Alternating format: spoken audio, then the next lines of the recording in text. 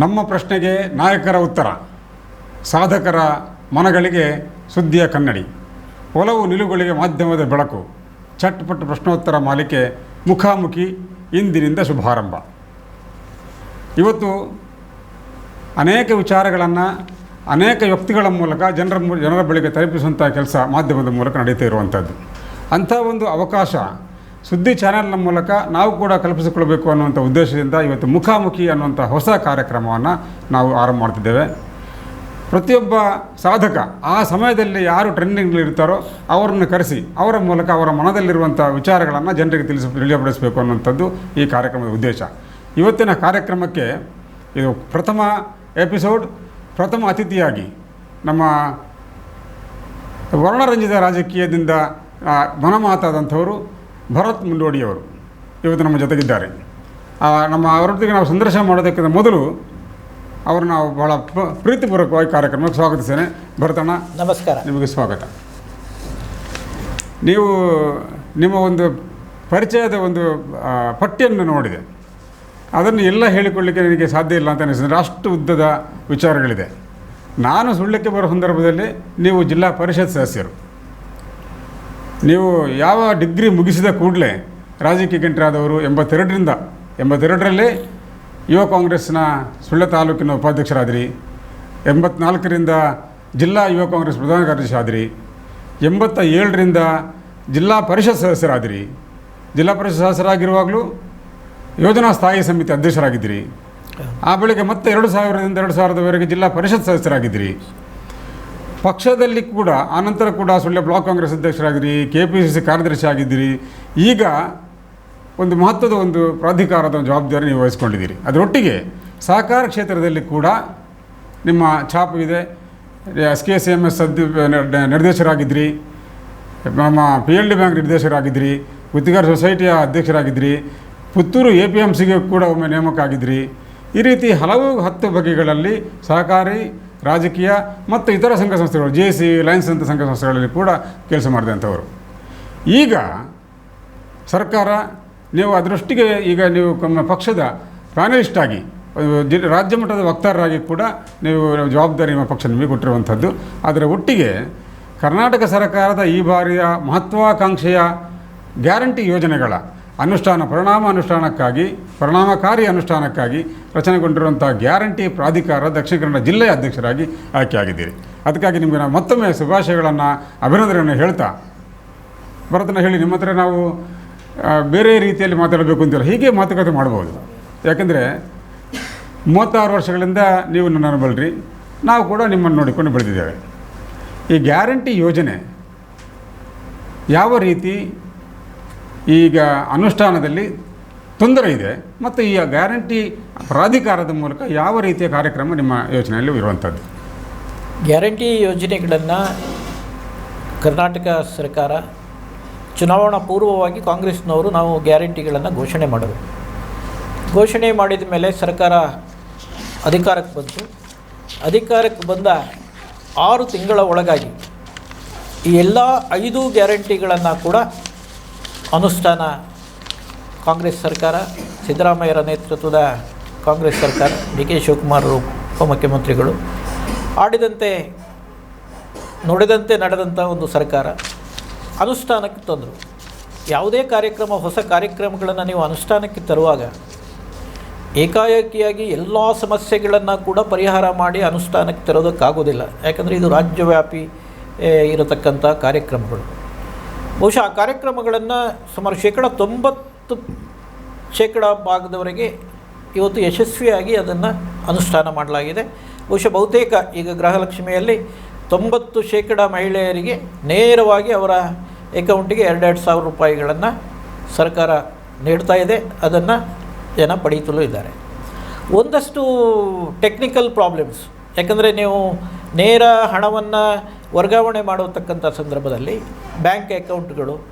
ಕೆಲವರ ಬ್ಯಾಂಕ್ ಅಕೌಂಟ್ಗಳು ಚಾಲನೆಯಲ್ಲಿ ಇಲ್ಲದೇ ಇದಾಗ್ತದೆ. ಅದನ್ನು ಮತ್ತೆ ಮರುಚಾಲನೆ ಮಾಡಬೇಕು. ಕೆಲವರ ಆಧಾರ್ ಕಾರ್ಡ್ನಲ್ಲಿರ್ತಕ್ಕಂಥ ಫೋನ್ ನಂಬರ್ಗಳು ಟ್ಯಾಲಿ ಆಗದೆ ಇರತಕ್ಕಂಥದ್ದು. ಯಾಕಂದರೆ ನಿಮಗೆ ಗ್ರಾಮಾಂತರ ಪ್ರದೇಶದಲ್ಲಿ ನಿಮಗೆ ಇದಕ್ಕೆ OTP ಬರಬೇಕು. OTP ಬರಬೇಕು ಅಂತಿದ್ದರೆ ಆ್ಯಂಡ್ರಾಯ್ಡ್ ಫೋನ್ ಸೆಟ್ ಬೇಕು. ಬಹುತೇಕ ಬಡವರ ಮನೆಯಲ್ಲಿ ಆ್ಯಂಡ್ರಾಯ್ಡ್ ಫೋನ್ ಸೆಟ್ಗಳಿಲ್ಲ. ಹಾಗಾಗಿ ಕೆಲವು ಸಂದರ್ಭಗಳಲ್ಲಿ ಏನು ಅರ್ಜಿ ಹಾಕುವಾಗ ಅಲ್ಲಿ ಇದ್ದವರು ಅವರ ಅರ್ಜಿ ತಗೊಳ್ಳುವಂಥ ಸೆಂಟರ್ನವರು ಅವರ ನಂಬರನ್ನೇ ಕೊಟ್ಟಿರ್ತಕ್ಕಂಥದ್ದು, ಈ ಎಲ್ಲ ಒಂದು ರೀತಿಯ ಸಮಸ್ಯೆಗಳಿಂದ ಒಂದು 10% ಜನರಿಗೆ ಬಹುಶಃ ಇವತ್ತು ಅದು ನಮ್ಮ ಯೋಜನೆಗಳ ಫಲ ಸಿಗದೆ ಇರುವುದನ್ನು ನಾವು ಗಮನಿಸಿದ್ದೇವೆ.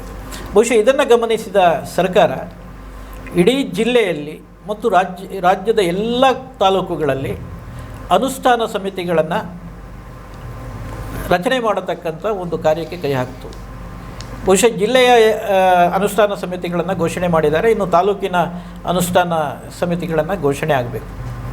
ನಮ್ಮ ಪ್ರಥಮ ಆದ್ಯತೆ ಏನು ಅಂತ ಹೇಳಿದರೆ, ನಾನಂತೂ ಈ ಒಂದು ಗ್ಯಾರಂಟಿ ಅಧ್ಯಕ್ಷನಾಗಿ ನಾನು ಅಧಿಕಾರ ಸ್ವೀಕಾರ ಮಾಡಿದ ತಕ್ಷಣ ಚುನಾವಣೆ ಬಂತು.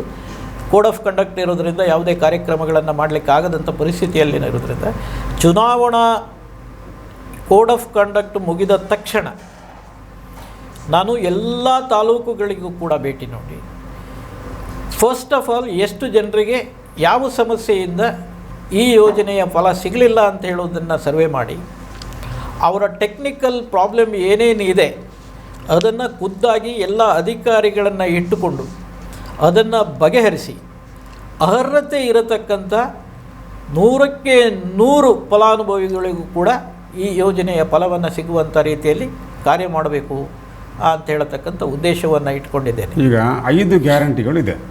5 ಗ್ಯಾರಂಟಿಗಳ ಅನುಷ್ಠಾನಕ್ಕೂ ಕೂಡ ಒಂದೊಂದು ಇಲಾಖೆಗೆ ಜವಾಬ್ದಾರಿ ಇದೆ. ಹೌದು. ಆ ಇಲಾಖೆಯವರು ಇತ್ತೀಚೆಗೆ ಅದರ ಬಗ್ಗೆ ಒಂದು ಯಾರೆಲ್ಲ ಸಿಗದೇ ಇದ್ದವರು ಯಾಕೆ ಸಿಗಲಿಲ್ಲ ಅನ್ನೋದರ ಕೂಡ ಒಂದು ವರದಿಗೆ ತರಿಸಿಕೊಂಡಿದ್ದಾರೆ, ಸರ್ವೆ ಮಾಡಿದ್ದಾರೆ. ಹೌದು. ಈಗ ಸರ್ಕಾರದ ಮಟ್ಟದಲ್ಲಿ, ಅಧಿಕಾರಿಗಳ ಮಟ್ಟದಲ್ಲಿ ಇದು ಸರಿ ಮಾಡಲಿಕ್ಕೆ ಸಾಧ್ಯ ಆಗದಂಥ ವಿಷಯ. ನೀವು ಒಂದು ಏನು ಅಂತ ಹೇಳಿದರೆ, ಸರ್ಕಾರದ ಅಧಿಕಾರಿಗಳನ್ನು ನಾವೇನು ದೂಷಿಸುವುದಿಲ್ಲ, ಆದರೆ ಅವರಿಗೆ ಬೇರೆ ಬೇರೆ ಇಲಾಖೆಯ ಒತ್ತಡಗಳು, ಎಲ್ಲ ಒತ್ತಡಗಳ ಮಧ್ಯೆಯೂ ಕೂಡ ಈ ಯೋಜನೆಗಳನ್ನು ಪರಿಪೂರ್ಣವಾಗಿ ಅವ್ರು ಮಾಡಬೇಕು. ಕೆಲವು ಸಲ ಏನಾಗ್ತದೆ, ಕೋಆರ್ಡಿನೇಷನ್ನು ಇಲಾಖೆ ಮತ್ತು ಇಲಾಖೆಗಳ ಮಧ್ಯೆ ಕೋಆರ್ಡಿನೇಷನ್ಗಳು ಬೇಕು. ನೀವು ಆಧಾರು ಕಾರ್ಡಿನಲ್ಲಿರತಕ್ಕಂಥ ಹೆಸರಿನ ಬದಲಾವಣೆಗಳನ್ನು ನಮ್ಮ ಮಹಿಳಾ ಮಕ್ಕಳ ಕಲ್ಯಾಣ ಇಲಾಖೆಯವರು ಮಾಡಲಿಕ್ಕಾಗೋದಿಲ್ಲ, ಅದು ಇನ್ನೊಂದು ಇಲಾಖೆಯಿಂದ ಆಗುವಂಥದ್ದು. ಸೊ ಈ ಎಲ್ಲರನ್ನ ಹೊಂದಾಣಿಕೆಯಲ್ಲಿ ಇಟ್ಟುಕೊಂಡು ಆ ಕೆಲಸವನ್ನು ಮಾಡಬೇಕಾದಂಥ ಅನಿವಾರ್ಯತೆ ಇರೋದರಿಂದ ಈಗ ನಾವು ಅದರ ಪ್ರಾಧಿಕಾರದ ಒಂದು ಅಧ್ಯಕ್ಷರಾಗಿ ನಮಗದು ಅವಕಾಶ ಇದೆ. ಯಾವ ಇಲಾಖೆಯನ್ನು ಕೋಆರ್ಡಿನೇಟ್ ಮಾಡಿ ಹೇಗೆ ಆ ಸಮಸ್ಯೆಯನ್ನು ಪರಿಹಾರ ಮಾಡಬೇಕು ಅಂತ ಹೇಳೋದನ್ನು ಮಾಡಲಿಕ್ಕೆ ನಮಗೆ ಸಾಧ್ಯ. ಪ್ರಾಧಿಕಾರದ ಸ್ವರೂಪ ಯಾವ ರೀತಿ ಇರ್ತದೆ? ಪ್ರಾಧಿಕಾರದ ಸ್ವರೂಪವೇ ಎಲ್ಲ ಫಲಾನುಭವಿಗಳಿಗೆ 100ಕ್ಕೆ 100 ಸರ್ಕಾರ ಏನು ಘೋಷಣೆ ಮಾಡಿದೆ ಅರ್ಹತೆ ಇದ್ದವರಿಗೆ ಎಲ್ಲ ಸಿಗುವಂತೆ ನೋಡೋದು. ಅದರ ಸ್ವರೂಪ ಹೇಗೆ? ಪ್ರಾಧಿಕಾರ, ಈಗ ನೀವು ಅಧ್ಯಕ್ಷರಾಗಿದ್ದೀರಿ ಪ್ರಾಧಿಕಾರಕ್ಕೆ, ಅದಕ್ಕೆ ಕಾರ್ಯದರ್ಶಿ ಆಗಿರ್ತಾರೆ, ಸದಸ್ಯರು ಹೇಗಿರ್ತಾರೆ, ಯಾವ ರೀತಿ ಕಾರ್ಯನಿರ್ವಹಿಸಬೇಕು, ಹೇಗೆ ಅದಕ್ಕೆ ಒಂದು ಕಚೇರಿ ಇದೆಯೋ? ಈಗ ಪ್ರಾಧಿಕಾರ ಇದು ಹೊಸತಾಗಿ ರಚನೆಯಾಗಿರ್ತಕ್ಕಂಥ ಪ್ರಾಧಿಕಾರ. ಸರ್ಕಾರದ ಸುತ್ತೋಲೆಗಳು ಕೂಡ ಇನ್ನೂ ನಮ್ಮ ಇದಕ್ಕೆ ಬರಲಿಲ್ಲ, ಯಾಕಂದರೆ ಚುನಾವಣೆ ಘೋಷಣೆ ಆಯಿತು ತಕ್ಷಣ 13ಕ್ಕೆ ನನ್ನನ್ನು ಅಧ್ಯಕ್ಷರಾಗಿ ಮತ್ತು ನಮ್ಮ ಕಮಿಟಿಯನ್ನು ಘೋಷಣೆ ಮಾಡಿದರು. 16ಕ್ಕೆ ಚುನಾವಣಾ ನೀತಿ ಸಂಹಿತೆ ಬಂದದ್ರಿಂದ ಅದರ ಪರಿಪೂರ್ಣವಾದಂಥ ವಿಷಯಗಳನ್ನು ಅಥವಾ ಆದೇಶದಲ್ಲಿ ಏನಿದೆ ಅನ್ನೋದನ್ನು ನಾನು ಇನ್ನು ನೆಕ್ಸ್ಟ್ ನೋಡಬೇಕಷ್ಟೇ. ಆದರೆ ಜಿಲ್ಲಾ ಕಮಿಟಿಯಲ್ಲಿ ಒಟ್ಟು 21 ಜನ ಇದ್ದೇವೆ ನಾವು. ಅಧ್ಯಕ್ಷ ಮತ್ತು 5 ಜನ ಉಪಾಧ್ಯಕ್ಷರುಗಳಿದ್ದಾರೆ, ಆಮೇಲೆ ಉಳಿದವರು ಸದಸ್ಯರುಗಳಿದ್ದಾರೆ. ಸೊ ಈ ಸಮಿತಿ ಈಗಾಗಲೇ ಜಾರಿಯಲ್ಲಿದೆ ಮತ್ತು ಈ ಸಮಿತಿಗೆ ನಮಗೆ ಮೆಂಬರ್ ಸೆಕ್ರೆಟರಿ ಯಾರು ಅಂತ ಹೇಳಿದರೆ ADC, ಎಡಿಷನಲ್ ಡೆಪ್ಟಿ ಕಮಿಷನರ್ ಯಾರಿದ್ದಾರೆ ಅವರು ಮೆಂಬರ್ ಸೆಕ್ರೆಟರಿ. ಸೊ ಹಾಗಾಗಿ ಈಗ ನೆಕ್ಸ್ಟು ನಾವು ಇಮಿಡಿಯೇಟ್ ಆಫ್ಟರ್ ದಿ ಇಲೆಕ್ಷನ್ಸ್ ನಾವು ಮೀಟಿಂಗ್ ಮಾಡ್ತೇವೆ. ಅವರ ಆಗ ಸರ್ಕಾರದ ಸಂಪೂರ್ಣ ಪ್ರಾಧಿಕಾರದ ಏನು ನಿಮಗೆ ಪವರ್ಸ್ ಇದೆ, ಏನೇನು ಮಾಡಬಹುದು, ಏನೇನು ಮಾಡಬೇಕು, ಎಲ್ಲಿ ಕಚೇರಿ ಕೊಡ್ತಾರೆ ಎಲ್ಲ ಬರ್ತದೆ. ಬಹುಶಃ ನನಗೆ ತಿಳಿದ ಹಾಗೆ ನಾನು ರಾಮನಗರದಲ್ಲಿ ಈಗಾಗಲೇ ನಾನು ಮೊನ್ನೆ ಅವರ ಅಧ್ಯಕ್ಷರನ್ನು ಮಾತಾಡಿಸಿದೆ, ರಾಮನಗರದ ಜಿಲ್ಲಾಧ್ಯಕ್ಷರ ಹತ್ರ. ಅಲ್ಲಿ ತಾಲೂಕು ಪಂಚಾಯಿತಿಯಲ್ಲೇ ಜಿಲ್ಲಾ ಪಂಚಾಯತಲ್ಲೇ ಒಂದು ಕಚೇರಿಯನ್ನು DK ಶಿವಕುಮಾರ್ ಅವರೇ ಹೋಗಿ ಉದ್ಘಾಟನೆ ಮಾಡಿ ಆ ಕಚೇರಿಯನ್ನು ನೀಡಿದ್ದಾರೆ. ಹಾಗಾಗಿ ಅಲ್ಲಿ ಸಮಿತಿ ಕಾರ್ಯಾರಂಭ ಮಾಡಿದೆ, ಬಟ್ ಕಚೇರಿ ಓಪನ್ ಆಗಿದೆ. ಬೇರೆ ಕಾರ್ಯಗಳನ್ನು ಯಾರಿಗೂ ಮಾಡಲಿಕ್ಕಾಗೋದಿಲ್ಲ ಈಗ. ಸೊ ಹಾಗಾಗಿ ಕಚೇರಿ ಒಂದು ಜಿಲ್ಲಾ ಮಟ್ಟದಲ್ಲಿ ನಮಗಿದೆ, ಮೆಂಬರ್ ಸೆಕ್ರೆಟರಿ ADC. ಹಾಗಾಗಿ ನಮಗೆ ಎಲ್ಲ ಇಲಾಖೆಗಳನ್ನು ಕೋಆರ್ಡಿನೇಟ್ ಮಾಡೋದಕ್ಕೆ ನಮಗೆ ಪೂರ ಶಕ್ತಿ ಅದಕ್ಕೆ ಇದೆ. ಪ್ರವಾಸಕ್ಕೆ ಏನಾದರೂ ಪ್ರವಾಸ ಭತ್ಯೆ ಇದೆಯಾ? ಪ್ರವಾಸ ಭತ್ಯೆ ಅಂತ ಹೇಳುವಂಥದ್ದು ಅದ್ರ ಬಗ್ಗೆ ನಮಗೆ ಇನ್ನೂ ಕೂಡ ಸ್ಪಷ್ಟವಾದಂಥ ಸರ್ಕ್ಯುಲರ್ ಬರಲಿಲ್ಲ. ಅಧ್ಯಕ್ಷರಿಗೆ ಗೌರವಧನ ಇದೆ ಅಂತ ಹೇಳ್ತಾರೆ. ಅಧ್ಯಕ್ಷರಿಗೆ ಗೌರವಧನ ಇದೆ ಅಂತ ಹೇಳೋದನ್ನು ಮುಖ್ಯಮಂತ್ರಿಗಳು ಮತ್ತು ಉಪಮುಖ್ಯಮಂತ್ರಿಗಳು ಒಂದು ಸಭೆಯಲ್ಲಿ ನಮ್ಮ ಕರೆದಾಗ ಹೇಳಿದ್ದಾರೆ. ಜಿಲ್ಲಾಧ್ಯಕ್ಷರಿಗೆ ಒಂದು 50,000 ರೂಪಾಯಿಗಳ ಗೌರವಧನವನ್ನು ಕೊಡ್ತೇವೆ ತಿಂಗಳಿಗೆ. ಬಟ್ ಅದು ಯಾವ ಮಟ್ಟಿಗೆ ಇದೆ ಅಂತ ಹೇಳೋದು ಆದೇಶ ಆದಮೇಲೆ, ಯಾಕೆಂದರೆ ಇದು ಹೊಸ ಪ್ರಾಧಿಕಾರ ಆದ್ದರಿಂದ ನಿಮಗೆ ಬೇರೆ ಎಲ್ಲ ನಿಮ್ಮ ನಿಗಮ ಮಂಡಳಿಗಳಿರ್ಬೋದು ಅಥವಾ ಬೇರೆ ಪ್ರಾಧಿಕಾರಗಳಿರ್ಬೋದು, ಅದೆಲ್ಲ ಹಿಂದಿನಿಂದಲೇ ಇದ್ದಂಥದ್ದು. ಇದು ಹೊಸದಾಗಿ ರಚನೆ ಆಗಿರ್ತಕ್ಕಂಥದ್ದು. ಹೊಸದಾಗಿ ರಚನೆ ಆಗಿದ್ದಾಗ ಅದಕ್ಕೇನು ನಿಯಮಗಳು, ಏನೇನು ಅಧಿಕಾರ ವ್ಯಾಪ್ತಿಗಳು, ಏನೇನು ಅವಕಾಶಗಳು ಅನ್ನೋದನ್ನೆಲ್ಲ ಸರ್ಕಾರ ಸುತ್ತೋಲೆಯಲ್ಲಿ ಅವ್ರು ಕೊಡ್ತಾರೆ. ಅದು ನೋಡಿದ ಮೇಲೆ ಮತ್ತೆ ನಮ್ಮ ಅಲ್ಲಿ ನಾನು ಈಗ ಈ ಗ್ಯಾರಂಟಿ ಯೋಜನೆಗಳ ಬಗ್ಗೆ ನಿಮ್ಮ ಪಕ್ಷದ ಸರ್ಕಾರ ಈಗ ಬಹಳ ಒಂದು ವಿಶ್ವಾಸದಲ್ಲಿರುವಂಥ ಸಂದರ್ಭ. ಚುನಾವಣೆಯಲ್ಲಿ ಗ್ಯಾರಂಟಿ ಯೋಜನೆಗಳು ಪರಿಣಾಮ ಬೀರ್ತದೆ ಅನ್ನುವಂಥ ನಿರೀಕ್ಷೆಯಲ್ಲಿ ನಿಮ್ಮ ಪಕ್ಷ ಇದೆ, ನೀವು ಕೂಡ ಇದ್ದೀರಿ. ಈ ಅಂಥ ಒಂದು ಯೋಜನೆಯನ್ನು ಅನುಷ್ಠಾನ ಮಾಡುವಂಥ ಸಮಿತಿ ಅಥವಾ ಈ ಪ್ರಾಧಿಕಾರವನ್ನು ಚುನಾವಣೆಗೆ 1-2 ತಿಂಗಳ ಮೊದಲೇ ರಚಿಸಿ ಅಧಿಕಾರ ಕೊಡ್ತಿದ್ರೆ ನಿಮಗೆ ಸ್ವಲ್ಪ ಕೆಲಸ ಮಾಡಿ ಸಾಧ್ಯ ಆಗ್ತಿತ್ತಾ? ಅಲ್ಲ, ಅದರಲ್ಲೇ ನಿಮಗೆ ಅರ್ಥ ಆಗ್ತದೆ. ಕಾಂಗ್ರೆಸ್ ಸರ್ಕಾರ ಮತ್ತು ಕಾಂಗ್ರೆಸ್ ಪಕ್ಷ ಯಾವತ್ತೂ ಚುನಾವಣೆಯ ದೃಷ್ಟಿಕೋನ ಇಟ್ಟುಕೊಂಡು ಕಾರ್ಯಕ್ರಮಗಳನ್ನು ಮಾಡೋದಿಲ್ಲ. ನಮಗೆ ಚುನಾವಣೆಯ ದೃಷ್ಟಿಕೋನ ಪ್ರಾಮುಖ್ಯವೇ ಅಲ್ಲ. ನಮಗೆ ಜನರ ಬದುಕಿಗೆ ಕೊಡತಕ್ಕಂಥ ಸಹಾಯವನ್ನು ಅವರಿಗೆ ಮುಟ್ಟಿಸ್ತಕ್ಕಂಥ ವಿಚಾರಧಾರೆಯಲ್ಲಿ ಮಾತ್ರ ನಾವಿದ್ದೇವೆ. ಅದು ಚುನಾವಣೆಗೆ ಮೊದಲಾಗ್ಬೋದು, ಚುನಾವಣೆಯ ನಂತರ ಆಗ್ಬೋದು. ನಮ್ಮ ಉದ್ದೇಶ ಏನು ಅಂತ ಹೇಳಿದರೆ, ಕರ್ನಾಟಕ ರಾಜ್ಯದ ಜನರಿಗೆ ನಾವೇನು ಯೋಜನೆಗಳನ್ನು ಘೋಷಣೆ ಮಾಡಿದ್ದೇವೆ ಅದನ್ನು ಮುಟ್ಟಿಸ್ತಕ್ಕಂಥದ್ದು. ಆದರೆ ಒಂದು ವಿಷಯ ಇದೆ, ಈಗ ಚುನಾವಣೆಗೆ ಮೊದಲು ಎಲ್ಲ ತಾಲೂಕುಗಳಲ್ಲಿ ಗ್ಯಾರಂಟಿ ಸಮಾವೇಶಗಳನ್ನು ಸರ್ಕಾರ ನಡೆಸಿತು. ಆ ಸಮಾವೇಶ ನಡೆಸುವ ಸಂದರ್ಭದಲ್ಲಿ ಆ ಗ್ಯಾರಂಟಿ ಸಮಿತಿಗಳ ಅಧ್ಯಕ್ಷರು ಯಾರು, ಅವರ ಚಿಂತನೆಗಳು ಏನು ಅನ್ನುವಂಥದ್ದು ಹೇಳಿಕೊಳ್ಳುವಂಥ ಅವಕಾಶ ಮೊದಲೇ ಪ್ರಾಧಿಕಾರ ನೇಮಕ ಆಗ್ತಿದ್ರೆ ಬರ್ತಿತ್ತಲ್ವಾ? ಇತ್ತು. ಯಾಕಂದರೆ ನಿಮಗೆ ಆ ಉದ್ದೇಶವೇ ಇರ್ತಿದ್ರೆ ಇದೆಲ್ಲ ಮೊದಲೇ ಆಗ್ತಾಯಿತ್ತು. ಆದರೆ ಆ ಉದ್ದೇಶ ಇಲ್ಲ. ಯಾಕಂದರೆ ನಾವು ಸರ್ಕಾರದ ಮಟ್ಟದಲ್ಲಿ ನಿಮ್ಗೆ ಗೊತ್ತಿದೆ, ಒಂದು ಸಮಿತಿಯನ್ನು ಮಾಡಬೇಕು ಅಂತ ಹೇಳಿದರೆ ಆ ಸಮಿತಿಯ ಹೆಸರುಗಳು ಶಿಫಾರಸಾಗಬೇಕು. ಅದು ಬ್ಲಾಕ್ ಮಟ್ಟದಿಂದ ಆಗಬೇಕು, ಜಿಲ್ಲಾ ಮಟ್ಟದಿಂದ ಆಗಬೇಕು, KPCCಯಿಂದ ಆಗಬೇಕು. ಆಮೇಲೆ ಸರ್ಕಾರ ಅದನ್ನು ತುಲನೆ ಮಾಡಿ ಆ ವ್ಯಕ್ತಿಗಳ ಇದರ ಬಗ್ಗೆಯೂ ಕೂಡ ರಿಪೋರ್ಟ್ ತರಿಸ್ಬೇಕು. ಅವರ ಹಿನ್ನೆಲೆ ಏನು ಅಂತ ಹೇಳೋದನ್ನು ಇದೆಲ್ಲ ತರಿಸಿ ನಂತರ ಆದೇಶವನ್ನು ಮಾಡಿರ್ತಕ್ಕಂಥದ್ದು. ಇದನ್ನು ನಿರ್ಧಾರ ಮಾಡಿರ್ತಕ್ಕಂಥದ್ದೇ ಭಾಳ ತಡವಾಗಿ. ಸರ್ಕಾರದ ಮಟ್ಟದಲ್ಲಿ ಈ ಪ್ರಾಧಿಕಾರವನ್ನು ಮಾಡಬೇಕು ಮತ್ತು ಇದಕ್ಕೆ ಒಂದು ಚಾಲನೆ ಕೊಡಬೇಕು ಅಂತ ನಿರ್ಧಾರ ಮಾಡಿರ್ತಕ್ಕಂಥದ್ದೇ ತಡವಾಗಿ. ಆಮೇಲೆ ಈ ಪ್ರಕ್ರಿಯೆಯನ್ನು ಮಾಡಿದರು. ಚುನಾವಣೆಗೆ ಮುಂದೆ ಘೋಷಣೆ ಮಾಡಿರೋದ್ರಿಂದ ಬಹುಶಃ ನಮಗೆ ಅದನ್ನು ಈ ಒಂದು ಅವಕಾಶ ಇದೆ ಅಂತ ಹೇಳೋದನ್ನು ನಾವು ಗ್ಯಾರಂಟಿ ಇಟ್ಕೊಳ್ಳಿ. ಏನಿದ್ರೂ ಕೂಡ ಈ ಗ್ಯಾರಂಟಿಗಳಿಂದಾಗಿ ನಮಗೆ ಹೆಚ್ಚು ಸೀಟು ಬರ್ಬೋದು ಅನ್ನೋದು ನಿರೀಕ್ಷೆ ಅಂತ ನಿಮ್ಮ ಪಕ್ಷದಲ್ಲಿದೆ. ಗ್ಯಾರಂಟಿ ನೋಡಿ, ಗ್ಯಾರಂಟಿ ಅನ್ನುವಂಥದ್ದು ಶಬ್ದದ ಬಗ್ಗೆ BJPಯವರು ಭಾಳ ಗೇಲಿ ಮಾಡ್ತಾ ಇದ್ದಾರೆ. ಬಿಟ್ಟಿ ಭಾಗ್ಯ ಅಂತ ಹೇಳ್ತಾ ಇದ್ದಾರೆ. ಸೊ ಈ ಗ್ಯಾರಂಟಿ ಅನ್ನುವ ಹೆಸರು ಯಾಕೆ ಬಂತು ಅಂತ ಹೇಳೋದನ್ನು ಕೂಡ ನಾವು ಪರಿಶೀಲನೆ ಮಾಡಬೇಕು. ಹಿಂದೆ ಚುನಾವಣೆಗಳಲ್ಲಿ ಪ್ರತಿ ಚುನಾವಣೆಗಳಲ್ಲಿ ನಮ್ಮ ಏನು ಚುನಾವಣೆಗೆ ಭರವಸೆಗಳನ್ನು ನಾವು ಕೊಡ್ತಾ ಇದ್ದೆವು. ಪ್ರಣಾಳಿಕೆಯನ್ನು, ಚುನಾವಣಾ ಪ್ರಣಾಳಿಕೆಗಳು, ಅದು ಭರವಸೆ. ಬಹುಶಃ ಜನರಿಗೆ ಏನಾಯಿತು, ಚುನಾವಣೆಯ ನಂತರ ಚುನಾವಣೆಗಳಾದಾಗ ಈ ಪ್ರಣಾಳಿಕೆಯಲ್ಲಿರ್ತಕ್ಕಂಥ ಭರವಸೆಗಳು ಈಡೇರದೇ ಇದ್ದಾಗ ನಾವು ಕೊಡುವಂಥ ಕಾರ್ಯಕ್ರಮವನ್ನು ಗ್ಯಾರಂಟಿ ಅಂತ ಹೇಳುವ ರೂಪದಲ್ಲಿ ಇದನ್ನು ಕೊಡಬೇಕು ಅಂತೇಳಿ ತೀರ್ಮಾನ ಆಯಿತು. ಖಂಡಿತವಾಗಿ ಜಾರಿ ಮಾಡ್ತೇವೆ. ಖಂಡಿತವಾಗಿ. ಗ್ಯಾರಂಟಿ ಅನ್ನೋದೇನು, ನೀವು ಒಂದು ವಸ್ತುವನ್ನು ಅಂಗಡಿಯಿಂದ ತೆಗೆದುಕೊಂಡ್ರೂ ಕೂಡ ಗ್ಯಾರಂಟಿ ಆ್ಯಂಡ್ ವ್ಯಾರಂಟಿ ಇದೆ. ಸೊ ಗ್ಯಾರಂಟಿ ಅಂದ ಮೇಲೆ ಅದಕ್ಕೊಂದು ಬದ್ಧತೆ ಇದೆ. ಸೊ ಅದಕ್ಕೋಸ್ಕರ ಚುನಾವಣೆಗೆ ಮುಂದೆನೇ ಸಿದ್ದರಾಮಯ್ಯನವರು ಮತ್ತು ಡಿ ಕೆ ಶಿವಕುಮಾರ್ ಅಧ್ಯಕ್ಷರು ಮತ್ತು ಸಿದ್ದರಾಮಯ್ಯರು ವಿರೋಧ ಪಕ್ಷದ ನಾಯಕರಾಗಿ ಅವರು ಸಹಿ ಹಾಕಿ ಆ ಭರವಸೆಯನ್ನು ಗ್ಯಾರಂಟಿ ಕಾರ್ಡನ್ನು ಕೊಟ್ಟರು. ಈ ಗ್ಯಾರಂಟಿ ಕಾರ್ಡನ್ನು ನಾವೆಲ್ಲ ಮನೆಗೆ ಮುಟ್ಟಿಸಿದೆವು ಚುನಾವಣಾ ಪೂರ್ವದಲ್ಲಿ. ದುರದೃಷ್ಟದಲ್ಲಿ ಏನು ಅಂತ ಹೇಳಿದ್ರೆ, ಈ ಮಲೆನಾಡು ಕರಾವಳಿ ಭಾಗದಲ್ಲಿ ಇದನ್ನು ಮಲೆನಾಡಲ್ಲಾದರೂ ನಂಬಿದ್ದಾರೆ, ಕರಾವಳಿ ಭಾಗದಲ್ಲಿ ಜನ ಇದನ್ನು ನಂಬಲಿಲ್ಲ. BJPಯವರ RSSನವರ ಆ ಒಂದು ಪ್ರಚಾರ ಕಾರ್ಯವೈಖರಿಯಿಂದ ಇದೆಲ್ಲ ಚುನಾವಣೆಗೆ ಓಟಿಗಾಗಿ ಇದು ಅನುಷ್ಠಾನ ಮಾಡಲಿಕ್ಕೆ ಆಗೋದಿಲ್ಲ ಎನ್ನುವಂಥ ಅವರ ಮಾತನ್ನೇ ನಂಬಿ ಈ ಭಾಗದಲ್ಲಿ ಕಾಂಗ್ರೆಸ್ಸಿಗೆ ಸೋಲಾಯಿತು. ಆದರೆ ಹಳೆ ಮೈಸೂರು ಭಾಗದಲ್ಲಿ ಮತ್ತು ಉತ್ತರ ಕರ್ನಾಟಕ ಭಾಗದಲ್ಲಿ, ಕರಾವಳಿ ಬಿಟ್ಟು ಉತ್ತರ ಕರ್ನಾಟಕ ಭಾಗದಲ್ಲಿ ಜನ ಇದನ್ನು ನಂಬಿದರು, ಕಾಂಗ್ರೆಸ್ಸನ್ನು ಅಧಿಕಾರಕ್ಕೆ ತಂದರು. 136 ಸೀಟ್ಗಳನ್ನು ಕೊಟ್ಟು ಕರ್ನಾಟಕದಲ್ಲಿ ಕಾಂಗ್ರೆಸ್ನ ಸರ್ಕಾರ ಸ್ಥಾಪನೆ ಆಯಿತು. ನಂತರ ಆ ಗ್ಯಾರಂಟಿಗಳು ಘೋಷಣೆ ಅದನ್ನು ಅನುಷ್ಠಾನಕ್ಕೆ ಬರುವಾಗ ಬಹುಶಃ ಅತ್ಯಂತ ಹೆಚ್ಚು ಅರ್ಜಿಗಳನ್ನು ಸಲ್ಲಿಸಿರ್ತಕ್ಕಂಥವರು ಕರಾವಳಿ ಭಾಗದವರು. ಆ ದೃಷ್ಟಿಯಲ್ಲಿ ಈಗ ಸುಮಾರು 9 ತಿಂಗಳಿಂದ ಗ್ಯಾರಂಟಿಯ ಫಲಾನುಭವಿಗಳಾಗಿ ಜನರಿದ್ದಾರೆ. ಈ ಸರ್ತಿಯ ದಕ್ಷಿಣ ಕನ್ನಡ ಜಿಲ್ಲಾ, ನಮ್ಮ ಜಿಲ್ಲಾ ಅಂದರೆ ದಕ್ಷಿಣ ಕನ್ನಡ ಲೋಕಸಭಾ ಕ್ಷೇತ್ರದ ಫಲಿತಾಂಶಕ್ಕೆ ಇದೇನಾದರೂ ಪರಿಣಾಮ ಬೀರೀತಾ?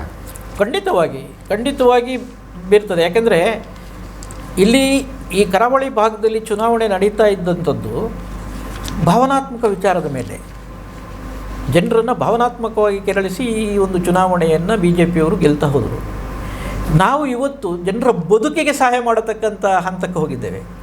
ಈ ಎಲ್ಲ ಗ್ಯಾರಂಟಿಗಳಿಂದ ಪ್ರತಿಯೊಂದು ಮನೆಯ ಬದುಕು ಕೂಡ ಇವತ್ತು ಒಂದು ರೀತಿ ಸಂತೋಷದ ಬದುಕನ್ನು ಕಾಣುವಂಥ ಒಂದು ಪರಿಸ್ಥಿತಿಯನ್ನು ಕಾಣ್ತಾ ಇದ್ದೇವೆ.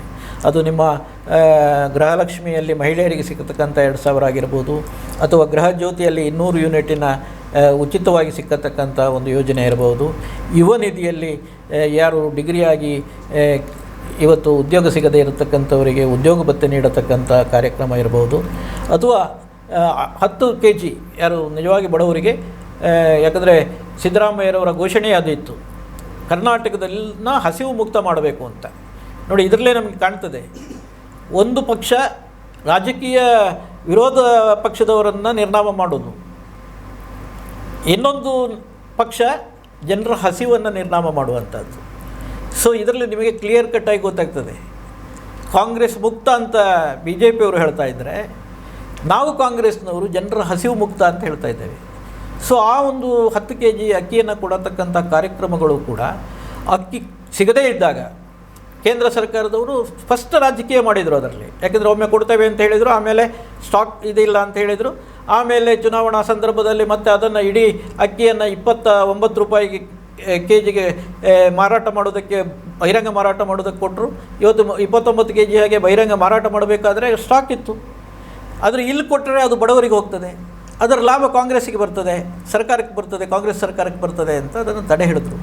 ಆಗ ತಡೆ ಹಿಡಿದಾಗಲೂ ಕೂಡ ನಾವು ಕೊಟ್ಟ ಭರವಸೆಯನ್ನು ಈಡೇರಿಸಲೇಬೇಕು ಅಂಥೇಳಿ, ಯಾಕಂದರೆ ಕೇಂದ್ರ ಸರ್ಕಾರದೊಟ್ಟಿಗೆ 34 ರೂಪಾಯಿಗೆ ಅಕ್ಕಿ ನಾವು ಕ್ರಯಕ್ಕೆ ಪಡೀತೇವೆ ಅಂಥೇಳಿ ನಾವು ಏನು ಸರ್ಕಾರ ಹೇಳಿತ್ತು, ಆ 34 ರೂಪಾಯಿಯನ್ನೇ kgಗೆ ರೇಟಾಗಿ ಫಿಕ್ಸ್ ಮಾಡಿ ಎಷ್ಟು ಜನ ಇದ್ದಾರೆ ಅವರಿಗೆ 5 kgಗೆ 170 ರೂಪಾಯಿಗಳಾಗೆ ಅವರ ಮನೆಗಳಿಗೆ ನೇರವಾಗಿ ಹಣವನ್ನು ವರ್ಗಾಯಿಸಿ ಮಾಡತಕ್ಕಂಥ ಕಾರ್ಯವನ್ನು ಕೂಡ ಇವತ್ತು ಸರ್ಕಾರ ಮಾಡಿದೆ.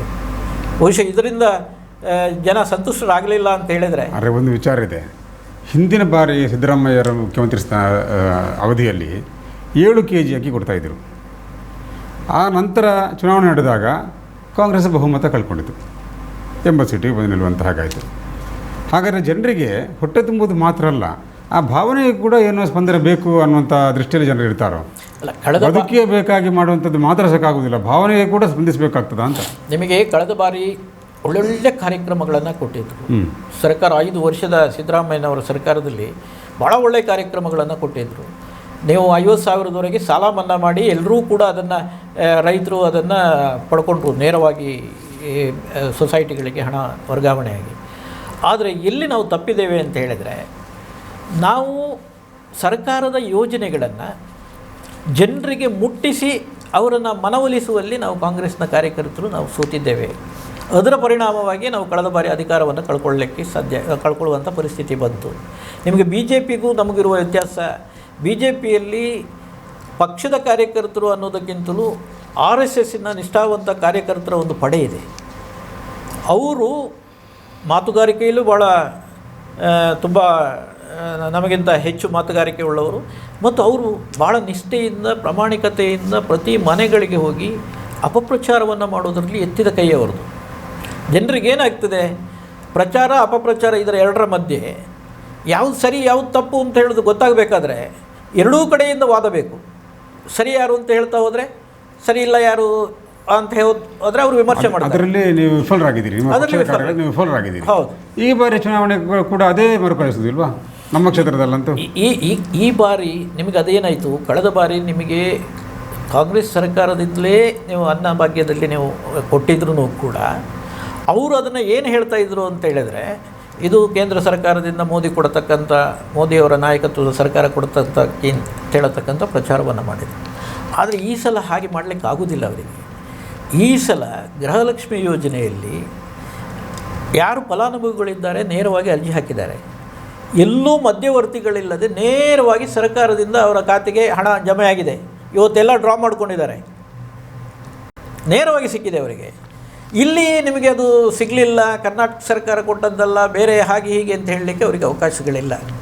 ಜನ ಇದನ್ನು ನೇರವಾಗಿ ಅನುಭವಿಸಿದ ಮೇಲೆ ಈಗ ಮತ್ತೆ ಒಂದು ಪ್ರಚಾರ ಮಾಡಲಿಕ್ಕೆ ಶುರು ಮಾಡಿದ್ದಾರೆ ಅವರು. ಏನು, ಚುನಾವಣೆಯ ನಂತರ ಇದು ನಿಂತು ಹೋಗ್ತದೆ ಅಂತ ಹೇಳುವಂಥ ಪ್ರಚಾರ. ಅಂದರೆ ಎಲ್ಲಾದರೂ ಹೇಗಾದರೂ ಮಾಡಿ ಜನರನ್ನು ದಾರಿ ತಪ್ಪಿಸ್ತಕ್ಕಂಥ ಕೆಲಸಕ್ಕೆ ಹೋಗುವುದೇ BJPಯ ಕೆಲಸ. ಅರೆ, ಚುನಾವಣೆಯಲ್ಲಿ ಈಗ ಅದಕ್ಕೊಂದು ಪೂರಕವಾಗಿ ಕೇಂದ್ರ ಸರ್ಕಾರದಿಂದ ಬರಬೇಕಾದ ಹಣ ಬರ್ತಾ ಇಲ್ಲ ಅನ್ನುವಂಥದ್ದು ಒಂದು ವಿಚಾರವನ್ನು ಮುಂದಿಟ್ಟು ನಮ್ಮ ಸರ್ಕಾರದ ನೇತೃತ್ವದಲ್ಲೇ ದೆಹಲಿಯಲ್ಲಿ ಸತ್ಯಾಗ್ರಹ ಮಾಡುವಂಥದ್ದು ನಡೀತು. ಕೇಂದ್ರ ಸರ್ಕಾರ ದುಡ್ಡು ಕೊಡದೇ ಇದ್ದರೆ ಈ ರಾಜ್ಯ ಸರ್ಕಾರದಲ್ಲಿ ಈ ಗ್ಯಾರಂಟಿಗಳನ್ನು ನಿಭಾಯಿಸಲಿಕ್ಕೆ ಕಷ್ಟ ಸಾಧ್ಯ ಅನ್ನುವಂಥ ಭಾವನೆ ಜನರಿಗೆ ಬಂದಿರಬಹುದು. ಆದ್ದರಿಂದ ನಾಳೆ ಚುನಾವಣೆಯಲ್ಲಿ ಕಾಂಗ್ರೆಸ್ ಪಕ್ಷಕ್ಕೆ ಹೆಚ್ಚು ಸೀಟು ಬಾರದಿದ್ದರೆ ಅಥವಾ ಕೇಂದ್ರದಲ್ಲಿ NDA ಹೋಗಿ UPA ಅಥವಾ ನಿಮ್ಮ ಯಾವುದು ಇಂಡಿಯಾ ಬಾರದಿದ್ದರೆ ಆಗ ಈ ಯೋಜನೆ ನಿಲ್ಬೋದು ಅಂತ ಜನರು ಭಾವಿಸೋದು ಅದು ಸಹಜ ಅಲ್ವಾ? ನೋಡಿ, ನಾನು ಒಂದು ಸ್ಪಷ್ಟವಾಗಿ ನಿಮ್ಮ ಮೂಲಕ, ಮಾಧ್ಯಮದ ಮೂಲಕ ಹೇಳಲಿಕ್ಕೆ ನಾನು ಇಚ್ಛೆ ಪಡ್ತೇನೆ. ಕರ್ನಾಟಕ ರಾಜ್ಯದ ಬಜೆಟ್ಟು 3,70,000 ಕೋಟಿಯ ಬಜೆಟ್ ನಮ್ಮ ಸ್ಟೇಟ್ ಬಜೆಟ್ ಇದು. 3,70,000 ಕೋಟಿ ಬಜೆಟಲ್ಲಿ ಈ ಯೋಜನೆಗಳಿಗೆ ಬೇಕಾಗಿರತಕ್ಕಂಥದ್ದು 56,000 ಕೋಟಿ. ಎಷ್ಟು ಪರ್ಸೆಂಟ್ ಲೆಕ್ಕ ಹಾಕಿ ನೀವು? ಸೊ ಎಲ್ಲಿ ನೀವು ಸರ್ಕಾರದಲ್ಲಿ ದುಡ್ಡಿಲ್ಲದಾಗ ಆಗ್ತದೆ, ಆ ಯೋಜನೆ ನಿಂತು ಹೋಗ್ತದೆ ಅಂತ ಹೇಳುವಂಥದ್ದನ್ನು ಹೇಳ್ತೀರಿ? ಇವತ್ತು ಅದು ಬಜೆಟಲ್ಲೂ ಇಟ್ಟಿದ್ದಾರೆ. ಈಗ 24-25 ಈ ಬಜೆಟಲ್ಲೂ ಕೂಡ 56,000 ಕೋಟಿ ರೂಪಾಯಿಗಳ ಪ್ರೊವಿಷನ್ಸ್ ಇಟ್ಟಿದ್ದಾರೆ. ಮತ್ತು ನೀವು ಸೆಂಟ್ರಲ್ಲಿ ಕೊಡದಿದ್ದರೆ ನಿಲ್ತದೆ, ಇದನ್ನೆಲ್ಲ ಜನ ಅಷ್ಟು ಸುಲಭವಾಗಿ ನಂಬಲಿಕ್ಕೆ ಸಾಧ್ಯ ಇಲ್ಲ, ಗೊತ್ತಿದೆ ಅವರಿಗೆ. ಆದರೆ ಒಂದು ಅಭಿಪ್ರಾಯ ಇದೆ, ನಿಮ್ಮ ಪಕ್ಷದವರೇ ಮಾತಾಡುವಾಗ ಒಂದು ಅಭಿಪ್ರಾಯವನ್ನು ಹೇಳಿದ್ರು ನಮ್ಮ ಮಟ್ಟಿಗೆ ಮಾತಾಡುವಾಗ. ಈಗ ಇಲ್ಲಿ ಸೀಟ್ ಜಾಸ್ತಿ ಬಾರದಿದ್ದರೆ ಗ್ಯಾರಂಟಿ ನಿಲ್ಬೋದು ಅನ್ನೋ ಆತಂಕ ಜನರಲ್ಲಿದ್ದರೆ ಒಳ್ಳೆಯದು, ಯಾಕೆ ನಮಗೆ ಜಾಸ್ತಿ ಸೀಟು ಬಂದಿತ್ತು ಅಂತ ಭಾವಿಸ್ತಾರೆ ಅಂತ. ನಾವು ಸತ್ಯ ಹೇಳೋದಿದ್ದರೆ ಅವರು ಸುಳ್ಳು ಹೇಳಿದಾಗೆ ಭಾವನಾತ್ಮಕವಾಗಿ ಸುಳ್ಳು ಹೇಳಿ ಮೋಸ ಮಾಡಿ ಓಟು ಏನು ಪಡ್ಕೊಳ್ತಾರ, ಆ ಮಟ್ಟಕ್ಕೆ ನಾವು ಹೋಗೋದಿದ್ದರೆ, ನೀವು ಹೇಳಿದಾಗೆ ಇದು ಕಾಂಗ್ರೆಸ್ಸಿಗೆ ಅಧಿಕಾರ ಸಿಗದೇ ಇದ್ದರೆ, ಕಾಂಗ್ರೆಸ್ಸನ್ನು ನೀವು ಗೆಲ್ಲಿಸ್ತಾ ಇದ್ದರೆ ಅದು ನಿಂತು ಹೋಗ್ತದೆ ಅಂತ ಹೇಳಿ ಪ್ರಚಾರ ಮಾಡ್ಬೋದು. ಆದರೆ ನಾವು ಯಾವತ್ತೂ ಕೂಡ ಜನರಿಗೆ ತಪ್ಪು ದಾರಿಯನ್ನು ತೋರಿಸಿ ಮೋಸ ಮಾಡಿ ನಾವು ಅಧಿಕಾರಕ್ಕೆ ಬರಬೇಕು ಅಂತ ಬಯಸಿದ್ದು ಕಾಂಗ್ರೆಸ್ ಅಲ್ಲ. ಕಾಂಗ್ರೆಸ್ಸಿನ ಇತಿಹಾಸವೇ ಜನಪರವಾದಂಥ ಕಾರ್ಯಕ್ರಮಗಳನ್ನು ಮಾಡಿ ಜನರಿಗೆ ಅದರಿಂದ ಮೆಚ್ಚುಗೆಯನ್ನು ಗಳಿಸ್ಕೊಂಡು ನಾವು ಅಧಿಕಾರಕ್ಕೆ ಬರಬೇಕು, ಅಧಿಕಾರದಲ್ಲಿರಬೇಕು ಅಂತ ಬಯಸಿದಂಥ ಪಕ್ಷ. ಆದರೆ ನಮ್ಮ ಸುಳ್ಯ ತಾಲೂಕಿನವರು ಲೋಕಸಭಾ ಚುನಾವಣೆಗೆ ಅಭ್ಯರ್ಥಿ ಆಗಬೇಕು ಅನ್ನುವಂಥ ಕೂಗು ಚುನಾವಣೆಗಿಂತ ಮೊದಲು ಇತ್ತು, ಕಳೆದ ಚುನಾವಣೆ ಸಂದರ್ಭದಲ್ಲಿ ಇತ್ತು, ಈ ಸಂದರ್ಭದಲ್ಲಿ ಕೂಡ ಇತ್ತು. ಪ್ರತಿ ಬಾರಿ ಕೂಡ ಶಾಸಕ ಸ್ಥಾನದ ಅವಕಾಶ ತಪ್ತದೆ, ಲೋಕಸಭಾ ಸ್ಥಾನದ ಅವಕಾಶ ಕೂಡ ತಪ್ತದೆ. ಏನು ಕಾರಣ ಆಗಿರ್ಬೋದು? ಕಾರಣ ಇಷ್ಟೇ. ಸುಳ್ಯ ವಿಧಾನಸಭಾ ಕ್ಷೇತ್ರ ಮೀಸಲಾತಿ ಅಲ್ಲದೆ ಜನರಲ್ ಆಗಿರ್ತಿದ್ರೆ ಬಹುಶಃ ಇಷ್ಟರೊಳಗಡೆ ಯಾರೋ ಈ ಸುಳ್ಯದ ಒಬ್ಬ ವ್ಯಕ್ತಿ ಶಾಸಕನಾಗಿಯೋ ಮಂತ್ರಿಯಾಗಿಯೋ ಇನ್ನೇನೋ ಆಗಿಯೋ ರಾಜಕೀಯವಾಗಿ ಮುಂದೆ ಬರತಕ್ಕಂಥ ಅವಕಾಶಗಳಿತ್ತು. ಒಂದು ಸಮಯದಲ್ಲಿ ನಿಮ್ಮ ಕ್ಷೇತ್ರದಲ್ಲಿ ಆ ಕ್ಷೇತ್ರದವನು ಈ ಕ್ಷೇತ್ರದವನು ಅನ್ನೋ ಭಾವನೆ ಇರಲಿಲ್ಲ ರಾಜಕೀಯದಲ್ಲಿ. ಆದರೆ ಈಗ ಯಾವ ಮಟ್ಟಕ್ಕೆ ಎತ್ತಿದೆ ಅಂದರೆ, ನೀವು ರಾಜಕೀಯ ಮಟ್ಟ ಯಾವುದು ಅಂದರೆ, ನಾವು ಪುತ್ತೂರಲ್ಲಿ ಹೋಗಿ ಅವಕಾಶವನ್ನು ಕೇಳಿದರೆ ನಾವು ಹೊರಗಿನವರು, ಸುಳ್ಯದವರು, ಸ್ಥಳೀಯರಿಗೆ ಕೊಡಬೇಕು ಅಂತ ಹೇಳೋದು ಒಂದು ಹಂತದ ರಾಜಕೀಯಕ್ಕೆ ಎತ್ತಿದರೆ, ಇನ್ನೊಂದು ಹಂತದ ರಾಜಕೀಯ ನಿಮಗೆ ಗೊತ್ತಿದೆ, ಜಾತಿ ಸಮೀಕರಣದ ರಾಜಕೀಯ ಹಂತಕ್ಕೆ ಬಂದಿದೆ. ಇವತ್ತು ಬಹುಸಂಖ್ಯಾತ ನಿಮಗೇನಾಗುತ್ತೆ, ಸುಳ್ಯದಲ್ಲಿ ನಾವು ಬಹುಸಂಖ್ಯಾತರು ಒಕ್ಕಲಿಗ ಸಮಾಜದವರಿಗೆ ಸೇರಿದವರಾಗಿದ್ರೂ ಕೂಡ ನಮ್ಮ ಧ್ವನಿ ಇಲ್ಲ ರಾಜಕೀಯವಾಗಿ. ಯಾಕಂದರೆ ನಾವೊಂದು ಮೀಸಲು ಕ್ಷೇತ್ರದಲ್ಲಿದ್ದೇವೆ. ಧ್ವನಿ ಇರತಕ್ಕಂಥದ್ದು ಬೇರೆ ಪ್ರಭಾವಿ ಜಾತಿಗಳ ಧ್ವನಿ ಇದೆ. ಇವತ್ತು ಪೂಜಾರಿ ಕಮ್ಯುನಿಟಿದ್ದು ಇರ್ಬೋದು, ಬಂಡ್ ಕಮ್ಯುನಿಟಿದ್ದು ಇರ್ಬೋದು, ಅವರು ರಾಜಕೀಯವಾಗಿ ಅಧಿಕಾರವನ್ನು ಪಡೆಯುವಂಥ ಒಂದು ಅವಕಾಶ ಸಿಕ್ಕಿದೆ. ಈಗ ಪುತ್ತೂರಲ್ಲಿರ್ಬೋದು, ಬಂಟ್ವಾಳದಲ್ಲಿರ್ಬೋದು, ಬೇರೆ ಬೇರೆ ಕಡೆಗಳಲ್ಲಿ ಬಂಟ್ ಜಾತಿಯವರಿಗೆ ಅಧಿಕಾರದ ಅವಕಾಶಗಳು ಸಿಕ್ಕಿದೆ, ಪೂಜಾರಿ ಕಮ್ಯುನಿಟಿಯವರಿಗೂ ಸಿಕ್ಕಿದೆ.